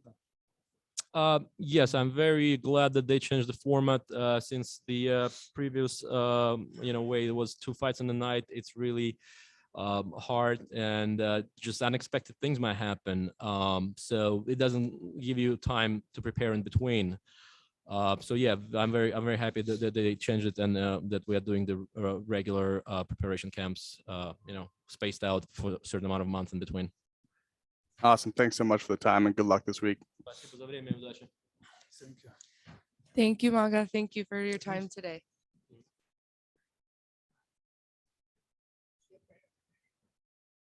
All right, we're going to bring up Martin Hamlet. If you have questions for Martin, go ahead and raise your hand, please.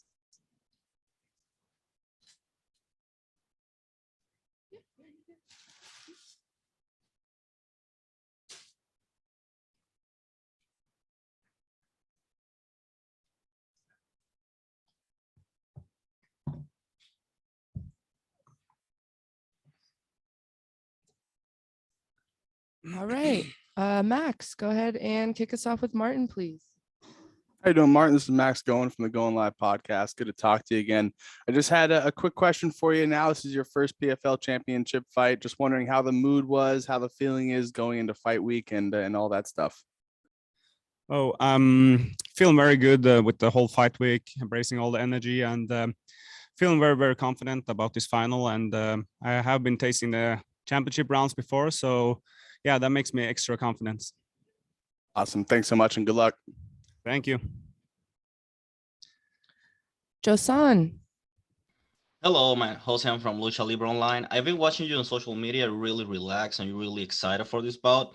Your last bout ended up really fast, and his fight it was a really long and really great fight. What do you learn on when he fought Sordi last time? So yeah, I watched the fight live, and I see it was a good fight from both of them, and I see Carlos also likes to wrestle. So the question here is like, do he want to wrestling with me or does he want to strike with me? So that's a big question about this fight. But in both cases, I'm prepared for both. Jamie. Jaime Barrios, de MMA Fan 507 de Panamá. Martin, it's your first season in PFL and you are going for the championship. How are people living in Norway the possibility of a world MMA champion? You know, this fight, but this fight is very important, not just for me, but for the country, to make MMA legal. So a lot of people sharing for me and are watching this fight. So it's a lot of in the line here, and I believe that yeah, this fight can lead to make MMA legal in Norway, and probably we can have some big events there. Thank you, Martin. Thank you. Tariq. How you doing, Martin? This is Tariq from the Havoc Hour. So 10 fights into your career, you're already fighting for a major world championship. What are the thoughts like having this success so early on in your career? You know, I haven't been doing sport for very, very long, and I have been the favorite and lost. I have been the underdog and won. So, like, I feel I have been in every aspects of the emotions in this fight game. So, but to be 8-2 in the record and be here in the final, it feels great. I'm really looking forward for the future, especially here in PFL. I really feel it like my home here. Awesome. Good luck on Wednesday. Thank you. Ethan.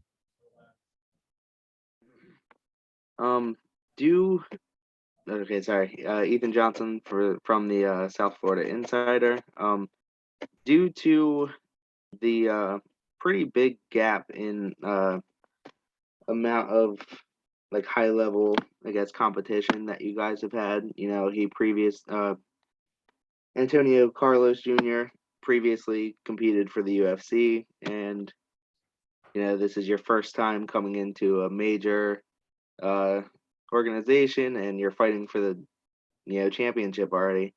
Um, do you feel that the discrepancy in your guys' experience is going to show in this fight?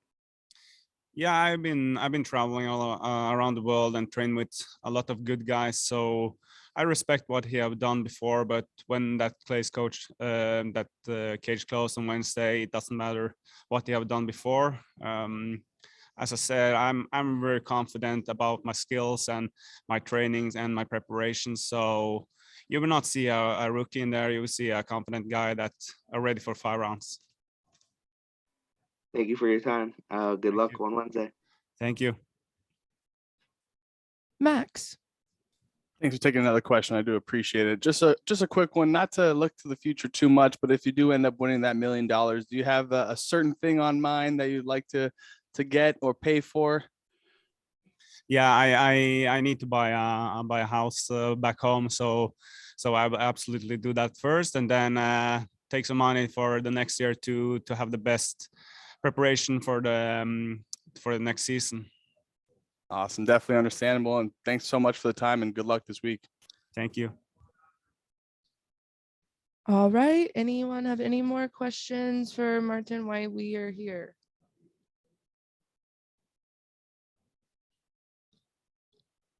All right. Thank you so Thank much. you. Appreciate your time today. Thank you.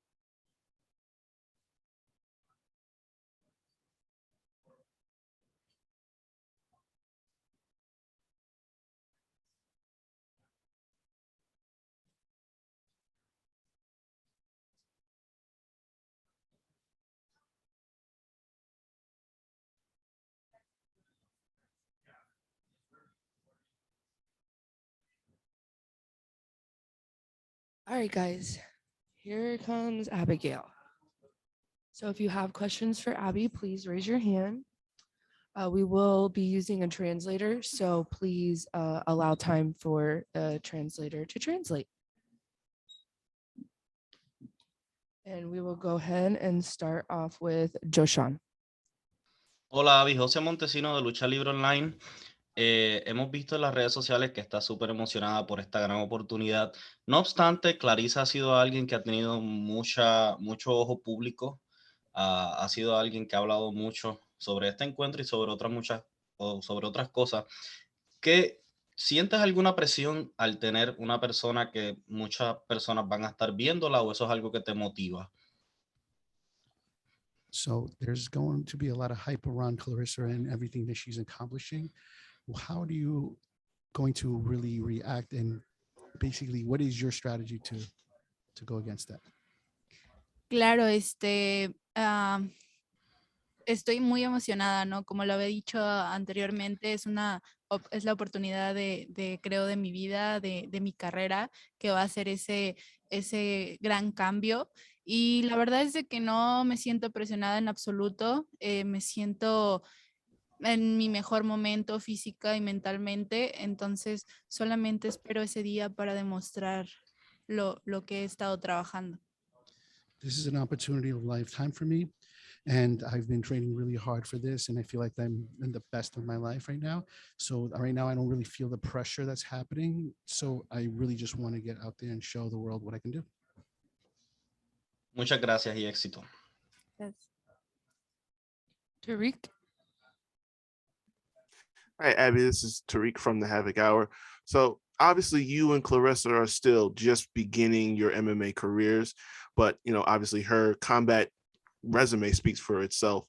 So what is your confidence level going up against a combat athlete like a Clarissa Shields? So Clarissa y ustedes son, por decir, nueve o recipientes al mundo de MMA, por decir lo que están sucediendo en la liga. So, lo que él está preguntando es cómo usted está agarrando su coraje o para confrontar esta oportunidad. No escucho mucho. Ay, perdón. I have to repeat because she can't hear me from what I'm saying. So, la cosa que es que me olvidé que tengo que traducir así. Sí. So, la presión que usted y Clarissa son nuevas al mundo de... ¿Estamos muy qué, perdón? Sí, I'm sí. sorry, my voice is really low when I speak Spanish. I do apologize.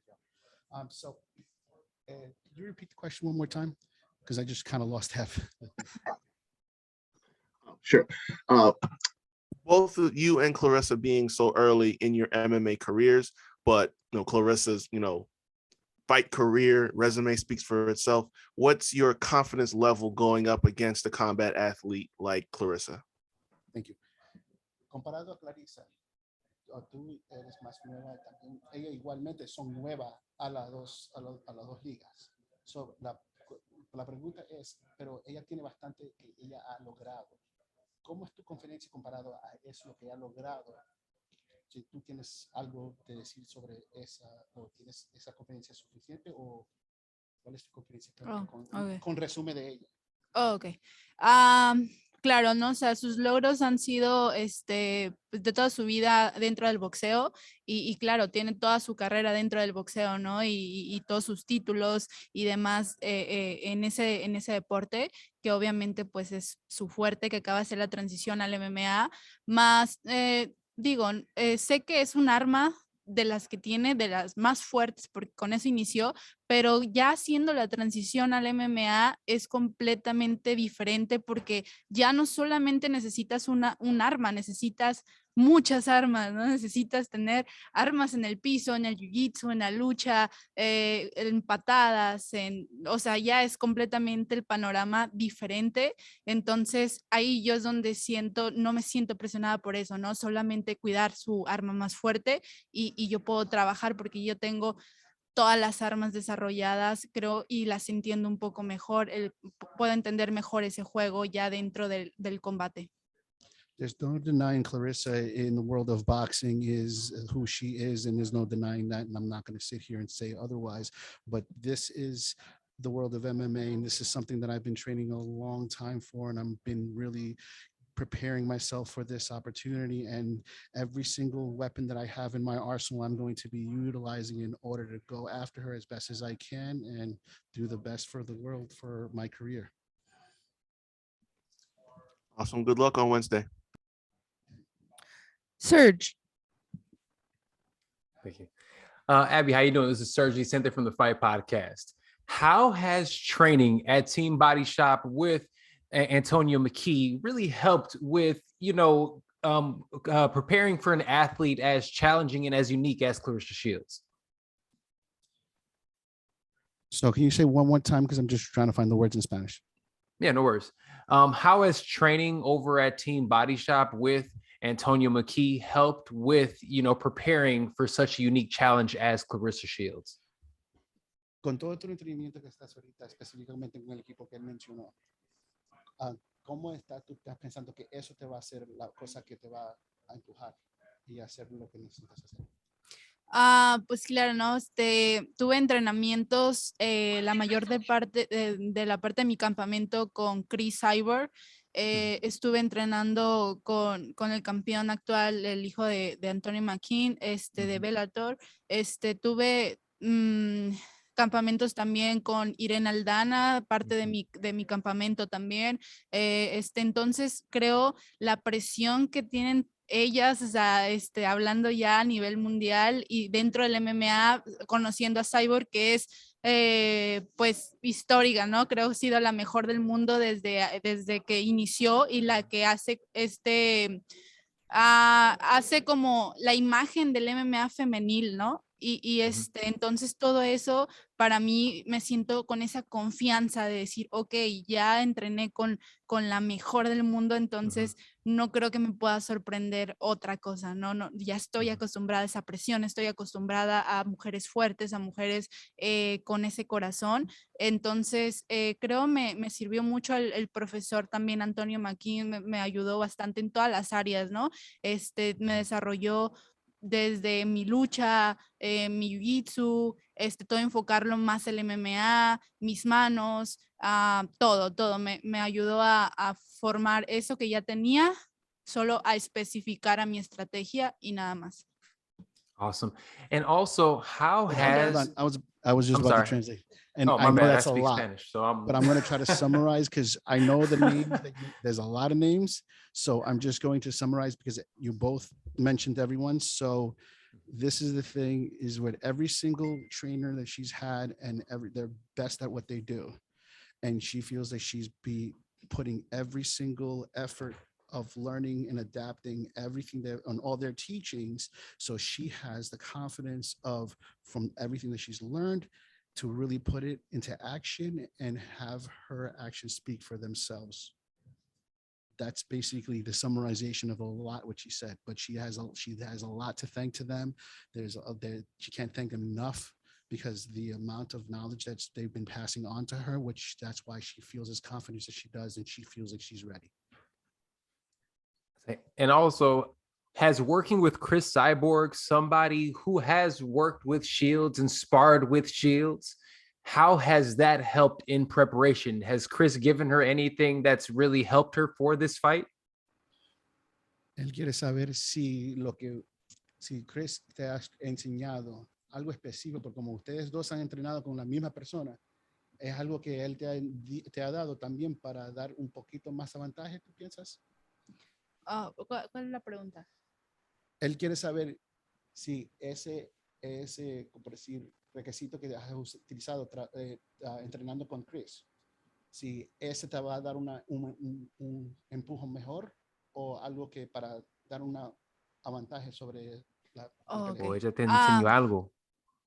Pues yo pienso más que nada en eso yo lo veo como el sentir de las mujeres más fuertes, creo, en el MMA y del peso más o menos que tenemos similar, del tamaño y la experiencia que tiene dentro del MMA, ¿no? Que son muchísimos años. Entonces, el poder yo entrenar con personas de ese nivel y es lo que me hace sentir más segura, ¿no? El decir, ok, ya entrené con la mejor del mundo, entonces ya sé lo que es esa presión, ya sé lo que es entrenar con una mujer de ese nivel, entonces por eso digo que me da esa confianza de ya no, pues ya no puedo temerle a alguien más del MMA.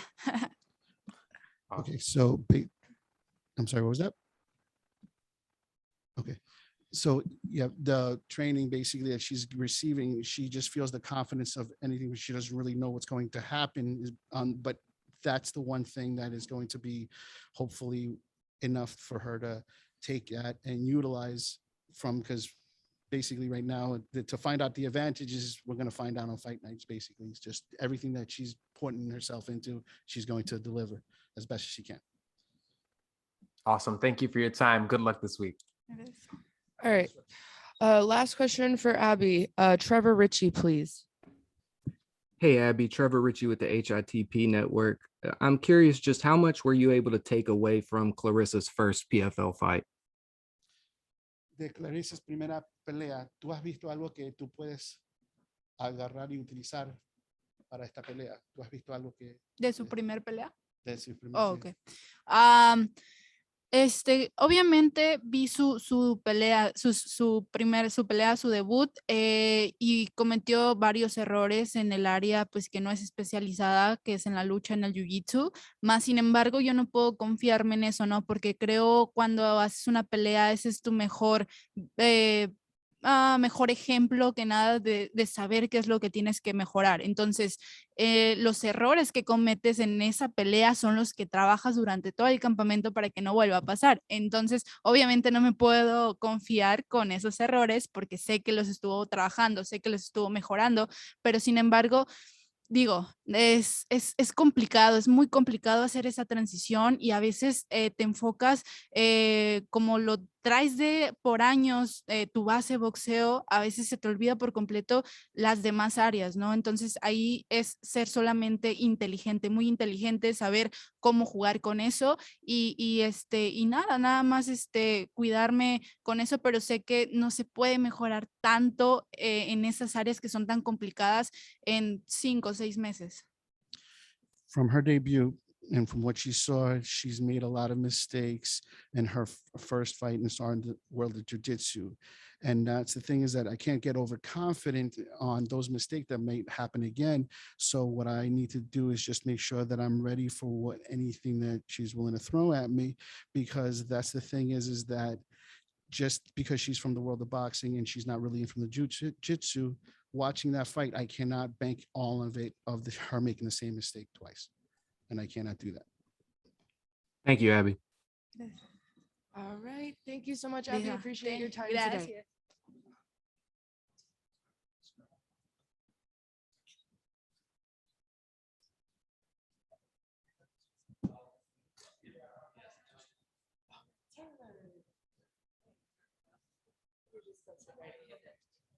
All right, guys, we have Taylor with us. If you have questions for Taylor, please go ahead and raise your hand and we will get started. Tariq, go ahead and set us off. How you doing, Taylor? This is Tariq from the Havoc Hour. So obviously many have tried, all have failed. What is it that you feel that you might have that can crack the code of the unstoppable seemingly Kayla Harrison? I think I'm smart, and I think I'm not scared, and I think that's going to make the biggest difference. Awesome. Good luck on Wednesday. Thank you. Josan. Hello, Jose Montesino from Lucha Libre Online. A lot of people seems you as the underdog. Is it put her in a pressure, or do you believe this is like an advantage for you, and she is the one who is under that pressure, or you think this is something normal?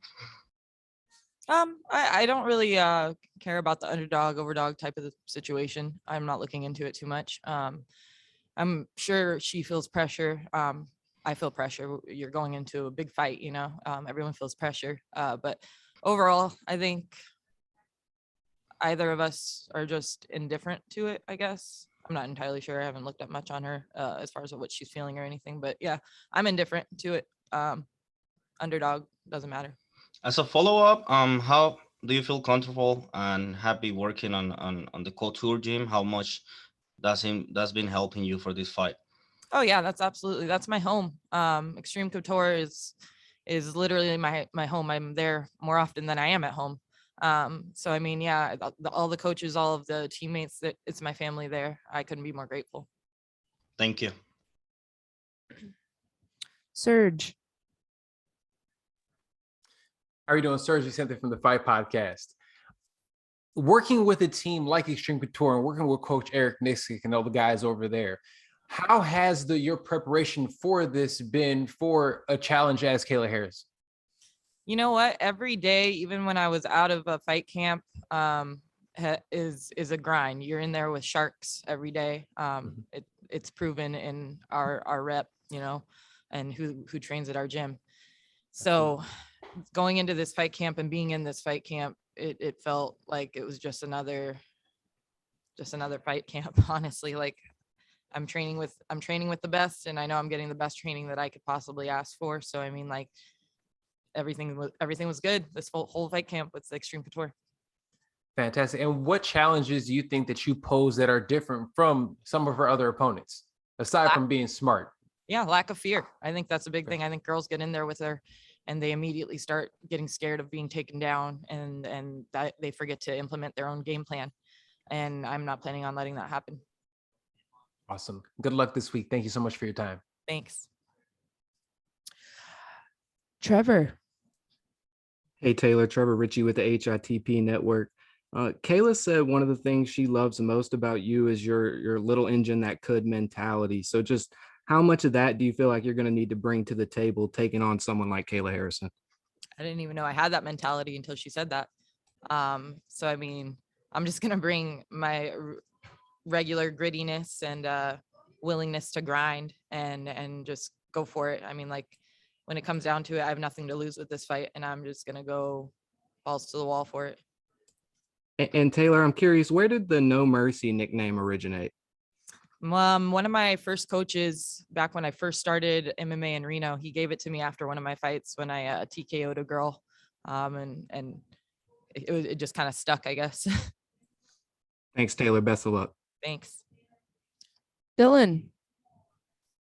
Hey there, Taylor. I appreciate you making some time. Thanks. I'm just curious because I noticed the last tweet you had there. You said, y'all some haters. Can you kind of explain the reasoning behind posting that there? You get some online trolls kind of coming at you or something? Oh yeah, like it's as soon as I don't really get on Twitter just because like my app doesn't work and doesn't let me log in for some reason. So I just like randomly log on the website like once in a while. And I got on and they were like, Kayla needs some real competition. This girl's a can, like she sucks, stuff like that. And I'm like, why are you guys hating so bad for me doing something that you'll never get to do? I don't understand.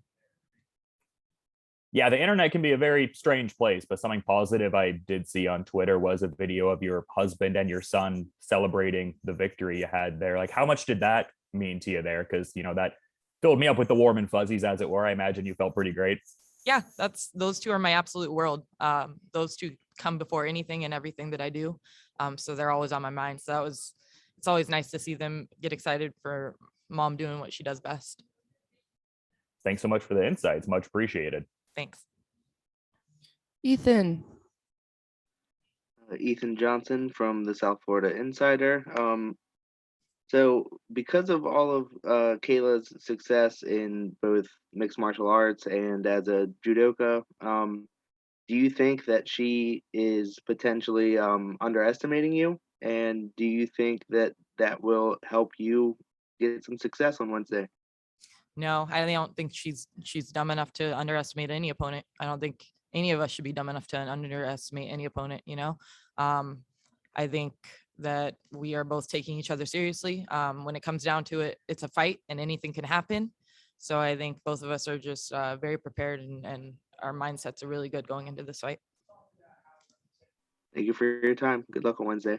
Thank you. Jim Barcelone. Yes, thank you, Jim Barcelone, Miami Herald. I'm curious, Taylor, with this big event, big fight, it's just a colossal thing going on. What are your thoughts of not only the big fight, but also being in the main event? You're in this big spot right now in your career. And what is that like for you? No, it's awesome, man.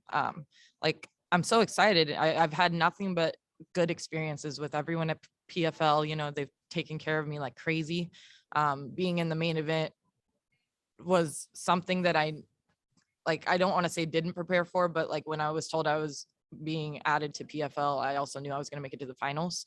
So now it's just like everything I've said that was going to happen has been put into fruition at this moment. So it's really cool to see it all come together and then be given the opportunity on Wednesday.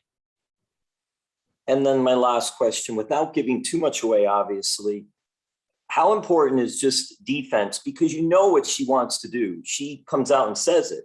She wants to get everyone down and submit them and all. So for you, was there an extra emphasis on defense or just same business as usual in your training?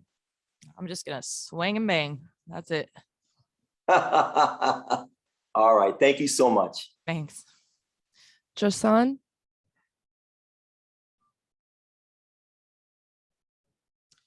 All right. Any last questions for Taylor? Okay, great. Thank you so much, Taylor. Appreciate your time today. Thanks. All right, guys, we're going to bring Clarissa in. So please raise your hands if you have questions for Clarissa.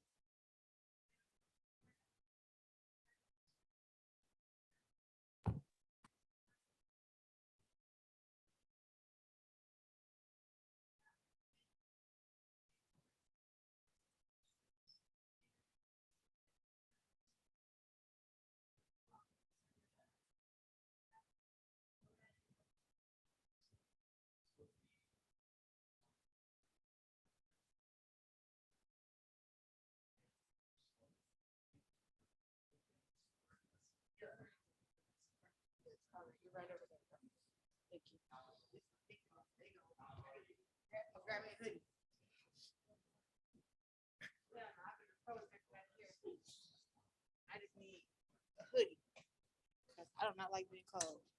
Makes me uncomfortable.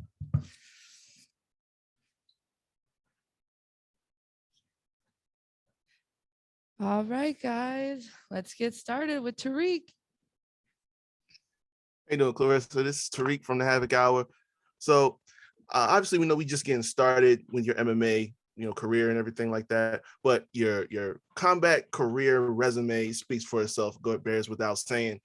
Do you feel like it was a little bit of a slight almost that they gave you someone who's so early in her career, she's only had a couple of fights for your next fight?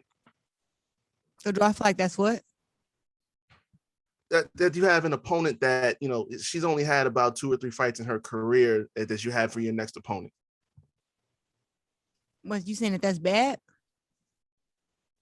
How do you feel about that, having that for your next opponent, given that, even though it's early in your MMA career, you still, your resume speaks for itself? I have a resume in boxing. I have a resume in MMA. So actually me and Abigail are actually evenly matched, if you ask me, and probably she's supposed to be looked at as better than me because she has better kickboxing background than me.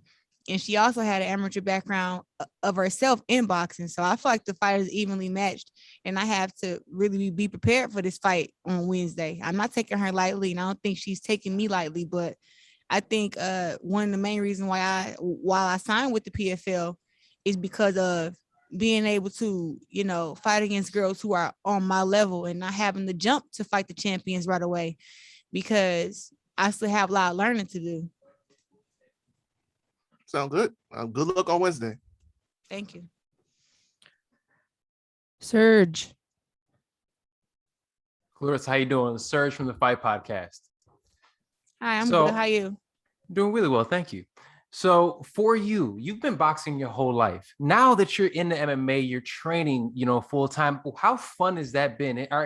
How exciting is it learning new things?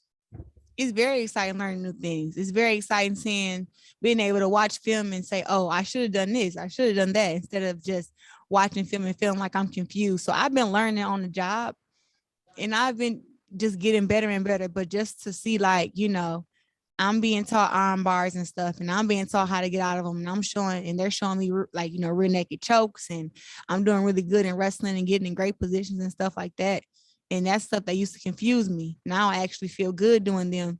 And it just gives me more confidence for the future. Absolutely. Well, I'm not going to take up too much more of your time. Good luck this week. Thank you so much. Thank you. Ethan. Hello, Clarissa. This is Ethan from the South Florida Insider. Now, are we?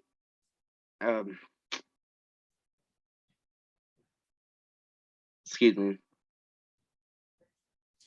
All right, let's go with Trevor. Hey, Clarissa, Trevor Ritchie with the HITP Network. How are you? I'm fine. How are you?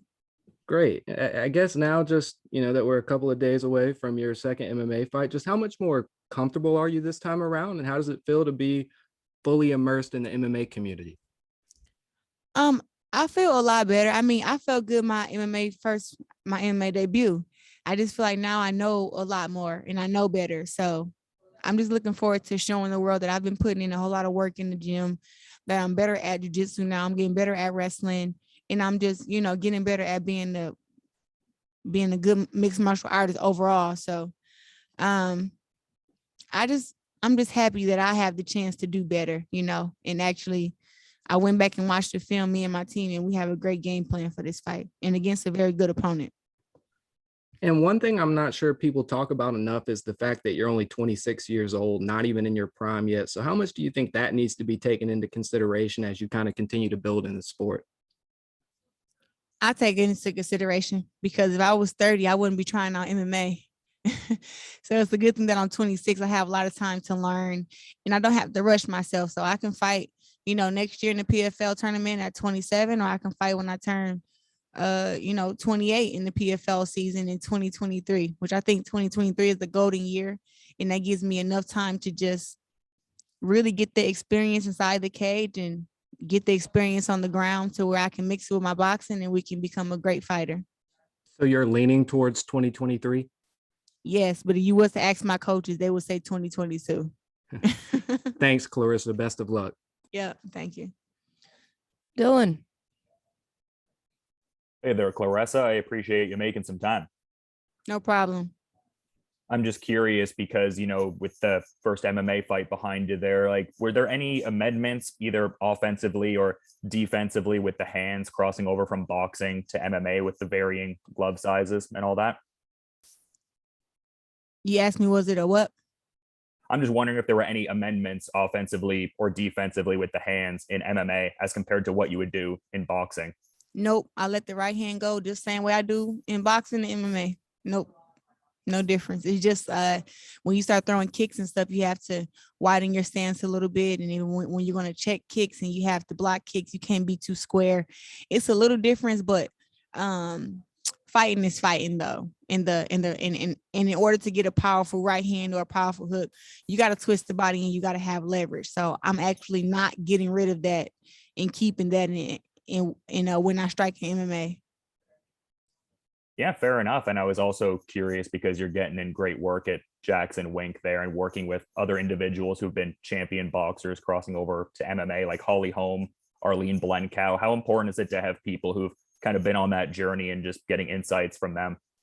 It's the cheat code for me. It really is. To be able to work with Holly Holm and, Arlene, they, we had the same mindset, but to see how we all had to come from boxing and coming over to MMA with not really much of a background on the ground.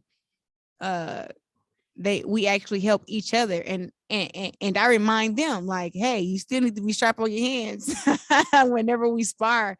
So it's like I still have the up on the hands, but they have the up on everything else, and it's still a very great sparring, and we all challenge each other and just learn from each other. So I've been learning a lot, and we can have some conversations that we all can kind of be on the same page about, like, before my first MMA fight, I was telling them like sometimes I just forget that I have legs. Like I'm just so used to using my arms to defend myself and to fight. And now I have to use my legs. And sometimes I feel like my legs aren't there. And then they were like, oh my God, us too. So it was great that, that we have that in common and they can give me some advice on how to remember that I have legs. Well, thanks so much for the time and insights, Clarissa. Much appreciated. No problem. Suki. Hi, Clarissa Suki. A pleasure to be talking to you again. And once again, I have a question more so. I feel like the 30-plus-year-olds who fell in love with MMA through boxing kind of have to be in hiding a little bit. It's nice to see you at the, the Herring and Stevenson fight. Do you feel like maybe you're someone that could be an official spokesperson now to kind of bridge that gap in boxing and MMA? Because you're getting a great job now in MMA and you've put in such a good show at boxing level too. So you asked me what? If maybe you could be that official spokesperson for some of us who kind of feel like that bridge between boxing and MMA is just so far apart still. There's more of an animosity there than there is kind of that bridge that we can feel, especially through the media and stuff. So I felt like maybe you could be that official person now. We saw you at the fight this weekend. So you're getting kind of a name now in both sports. Maybe you could be that new person for everyone that's kind of in hiding right now, trying to be a fan of both sports here. I don't know who it was at the fight at Jamel Herring, but if she looked like me, girl, you look good. I was here actually in Florida getting ready for my fight, so I wasn't able to attend, but I was there in spirit with Shakur. I would say that I think I can be that spokesperson because I can actually speak from experience of both. And what I would tell you is MMA is hard, yes, but boxing is hard also. And you have to respect both and know that whenever, I think it's more of like they look at, okay, boxers feel like strikers are better than MMA fighters because MMA fighters get to use the ground game. And the truth is, it's all kind of equal. It's like in boxing, you only have to use your hands and you know how to only use your hands and it's great. But in MMA, there's so many different other arts. But if you don't know boxing and MMA, you're not going to be a fighter who's going to be mainstream. Nobody wants to get in there and see you get submissions and just be on the ground all day. Like, we want to see punches. We want to see ground and pound. Like, that's what people want to see. So I feel like the bridge is that one thing is better than the other. And it's like, look, you need both. You need your hands in boxing. You need your hands in MMA. And in MMA, you need boxing. So it's all there. I just feel like they just disrespect each other because it's always that, a boxer can't come to MMA and win. It's like, look, I did it. And I gave you guys props that it is hard to do. And the ground game is, all the ground stuff is hard, but it's all about being taught. So if you're being taught how to box, you really respect it. And if you actually, any fighter just want to go train MMA, they will have a different, perception of it too, because it's all hard work. And that right there pretty much describes exactly why I was like, let me look into this MMA and see what it's all about. Best of luck this weekend. Looking forward to you fight again. Thank you. Breeze. Hey, Carissa, this is Breeze with the MMA Breeze. I know you've been such a huge advocate for women's sports and women equality in general, but I wanted to ask you, having a personal relationship with John Jones, what do you make of that situation in our sport? And do you think people are being too hard on him or not hard enough? I don't even know what happened. That's how out the loop I am. I feel like, until, innocent till proven guilty of whatever it is. But I just wish him and his family the best of luck and pray that, I think us as people need to look at ourselves and fix our problems before we, judge others. So I don't really have nothing to say about that. Wonderful answer. Thank you and good luck. Thank you. Jared Parker. Hi, Clarissa. Jared from the South Florida Media Network. We already know you've been so successful in boxing as the GOAT. How important would you say it is to succeed in MMA? And how big is your drive to succeed in MMA? I mean, it's very important. I feel like it would just add more to my GOATness, and just to be able to be a boxer that can say, look, I was at top of boxing and I came to MMA and I took my lickings and I took the time to learn all the different sports and I was able to, get a great career out of it. I would love to be a PFL champ and boxing champ at the same time in the year of 2023, 2024, whenever. But just to do it at the same time. And it's very important to me because I wouldn't be doing it. I really don't think you can do combat sports if you just like it. I feel like you have to be a fighter who love fighting, who love combat sports. And if you're not gonna last long in it. Like if you're just fighting for money or you just fighting, just because somebody say you're good at it, it's like, no, you really have to have a deep love to come on top, especially in those hard fights. Thank you, Clarissa. Best of luck. Thank you. Thank you for your time today, Clarissa. Appreciate you coming out. No problem.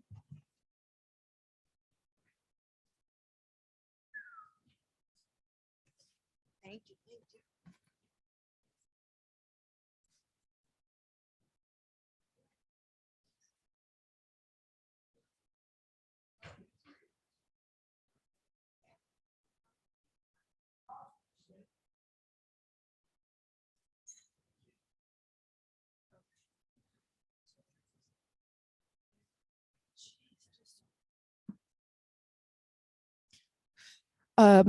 Kayla is on the way. She will be here in just a minute. Please raise your hands if you have any questions for Kayla. She is our last athlete of our Zoom session today.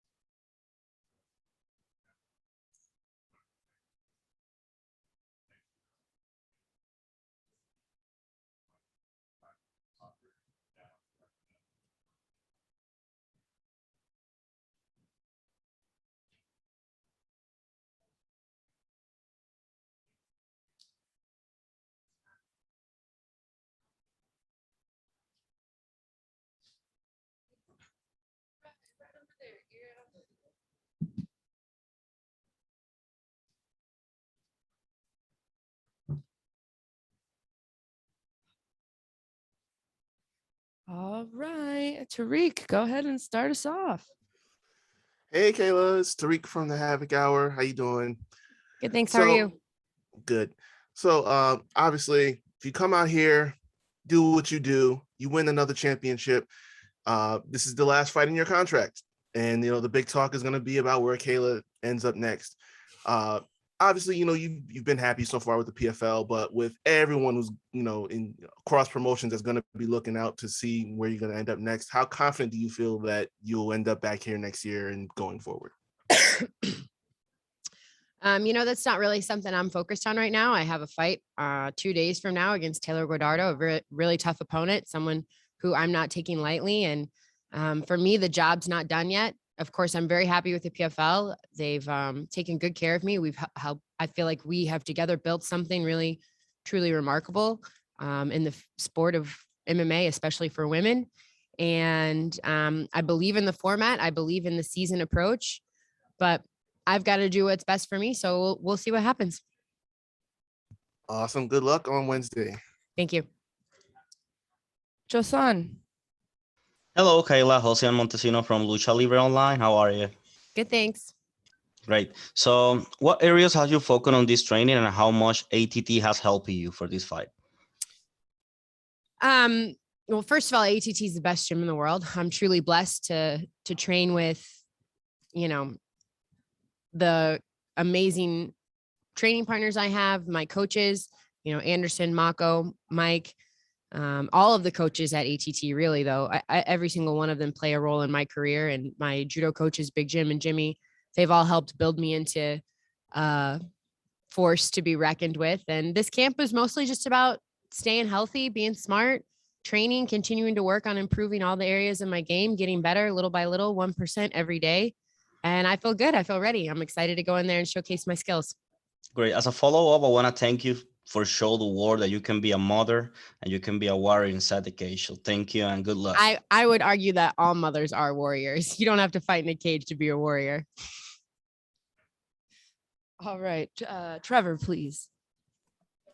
Hey, Kayla, Trevor Ritchie with the HITP Network. How are you? Good, thanks. How are you, Trevor? Great. And I saw you said you've been obsessed with greatness since the first time you stepped on a podium at 6 years old.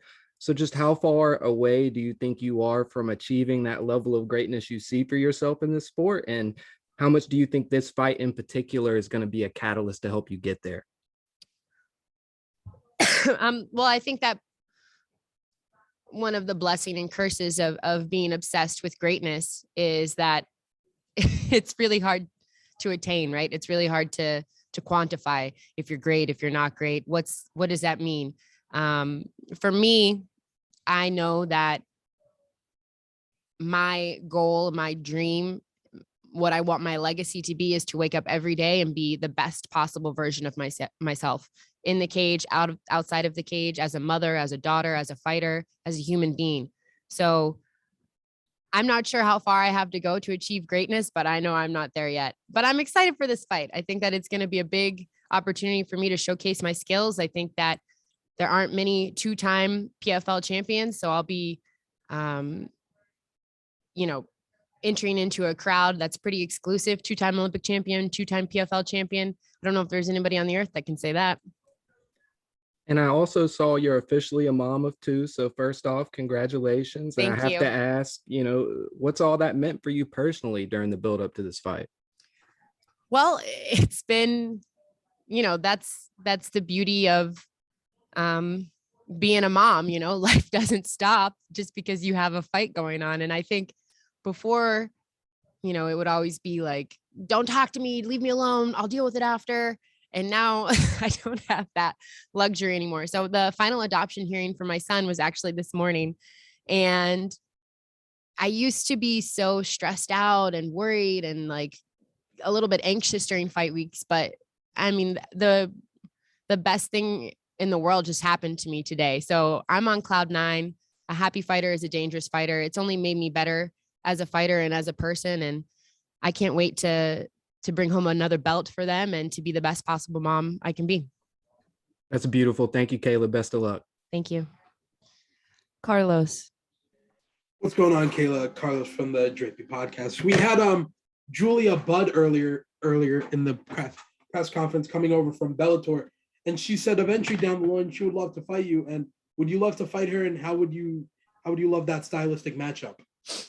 Yeah, of course. I'll fight anyone. I'm not, I don't have like a list or anything at home, like a kill list, but I'm not afraid to step in the cage with anyone. I think, she's a formidable opponent and definitely has some following. She's done a great job in Bellator. So if the stars align, I'd be very, very excited to step in the cage with her. And as a follow-up question, obviously I heard you are a new mother of a second boy. Does that put any pressure to keep on training harder, or just give you extra motivation to keep on doing better? Being a good mother is the hardest job in the world. And if anything, having my children has been a huge blessing in the sense that my life has so much balance now and has so much meaning. What I used to do, what I still do, I get in a cage and I fight people for money. I'm a prize fighter. I fight for a shiny gold belt and $1 million. That is a very selfish endeavor. And ultimately, I want to use that platform to do good in the world, but I also have the amazing opportunity to do good in the world right in my home. I'm changing those kids' lives. We're a family now. They've been through a lot. They've had a lot of trauma and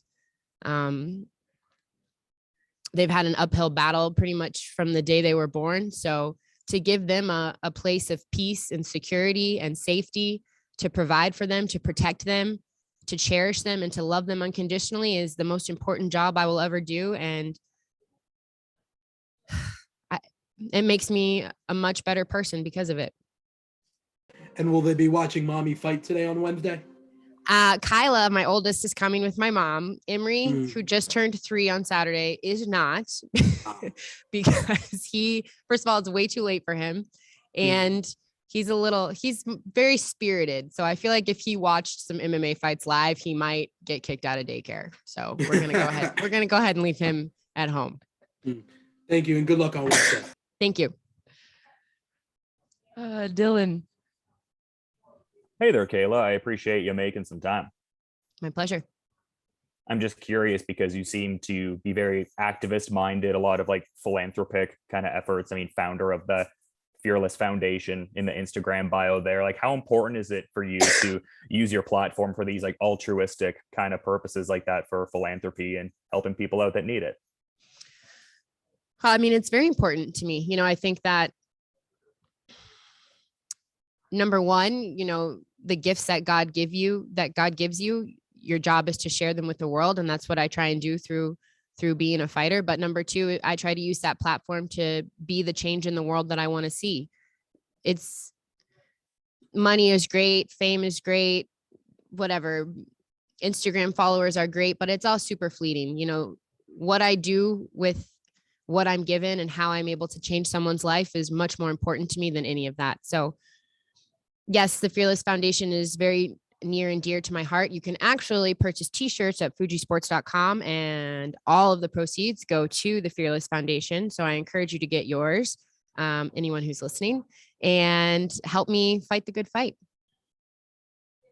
Yeah, I appreciate the insights on that. And I feel like I'd be remiss if I didn't ask this one here because, no stranger to gold, Olympic gold medalist, PFL accolades. What are the odds we see Kayla H hold that AEW title in 2022? I don't, like, everyone's obsessed with this wrestling stuff, huh? Like, there's a lot of wrestling fans in the world, I'm realizing. Never say never, but right now my focus is on being the best possible mom I can be and the baddest woman on the planet inside of a real cage with real fighting and real fists. Not scripted, not acting, not men in tights. As a wrestling nerd, I had to ask it. Appreciate the insights. All the best, Kayla. My pleasure. Jared Parker, please.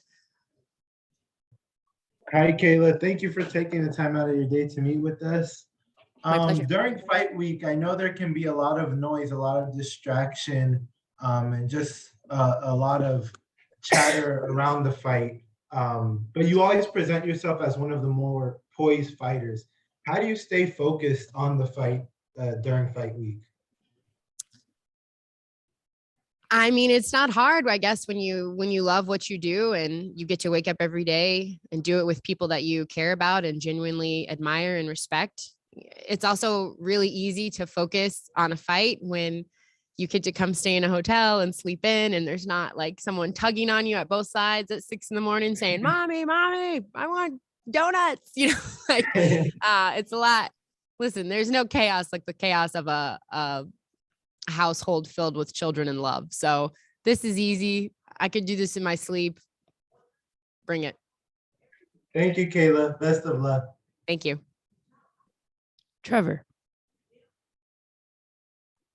Hey, Kayla, I'm curious based off Tariq's first question, and I know it's not necessarily on your mind right now, but what does come to your mind when you hear people mention you as, and I know there's not a deep history here, but one of the most sought after, free agents in MMA history? Yeah, I mean, it's an honor, it's an honor and it's a privilege. And it's also something that I worked extremely hard for. This journey began when I was 6 years old and then continued when I was 12 years old. And I started training twice a day and waking up at 5 a.m. and skipping movie nights when all my friends were in high school, going out and doing things. This moment started a long time ago for me. And this journey hasn't been easy and it's been lonely and it's been hard and it's been up and down. And to get to the point where I am the most sought after free agent in the sport, I worked really hard for that. I busted my ass for that. And I do feel like I deserve it. And I don't care what other people think about that. I worked really hard to get to where I am. You can't take that away from me. And Kayla, I hate to ask, but are you sick? It seems like you have a little bit of a cough there. I'm it's not COVID. Not that you guys are not here anyway. No, so that's obviously not what I was implying, but no, I've had a little bit of a sinus infection. So I don't know. Anyone who follows me on Instagram saw my son got sick, then my daughter got sick, and now children are germ vessels. So I had a little bit of a sinus infection, but don't anybody worry. On my worst day, I'm still the best in the world. Thanks, Kayla. Serge. Kayla, how you doing? Serge from the Fight Podcast. Hi, Serge. So First of all, congratulations on finalizing the adoption and everything and being a mom. That's amazing. Thank you. Absolutely. So we've always seen you as an athlete that evolves. Where do you feel you've grown the most since the last time we've actually seen you compete? Well, I've competed 3 times in 5.5 months, so it's hard to have a ton of evolution in that short period of time. But I just feel like I'm very confident. The more you let me in a cage, the more you let me go and be free and do what I love, and the highest pressure situations, the more comfortable I become, the more dangerous I become. So I feel like I'm just pulling away from the pack. I've had a great training camp again. I've had amazing training partners, female training partners this time. Mostly it's usually males, but I've been working with Michelle Monta. I don't even know how to say her name. She's from New Zealand. She's a very, very good amateur fighter, big girl, strong girl. I've been working with Amanda. So I just feel like we're all pulling away from the pack, and I'm better everywhere.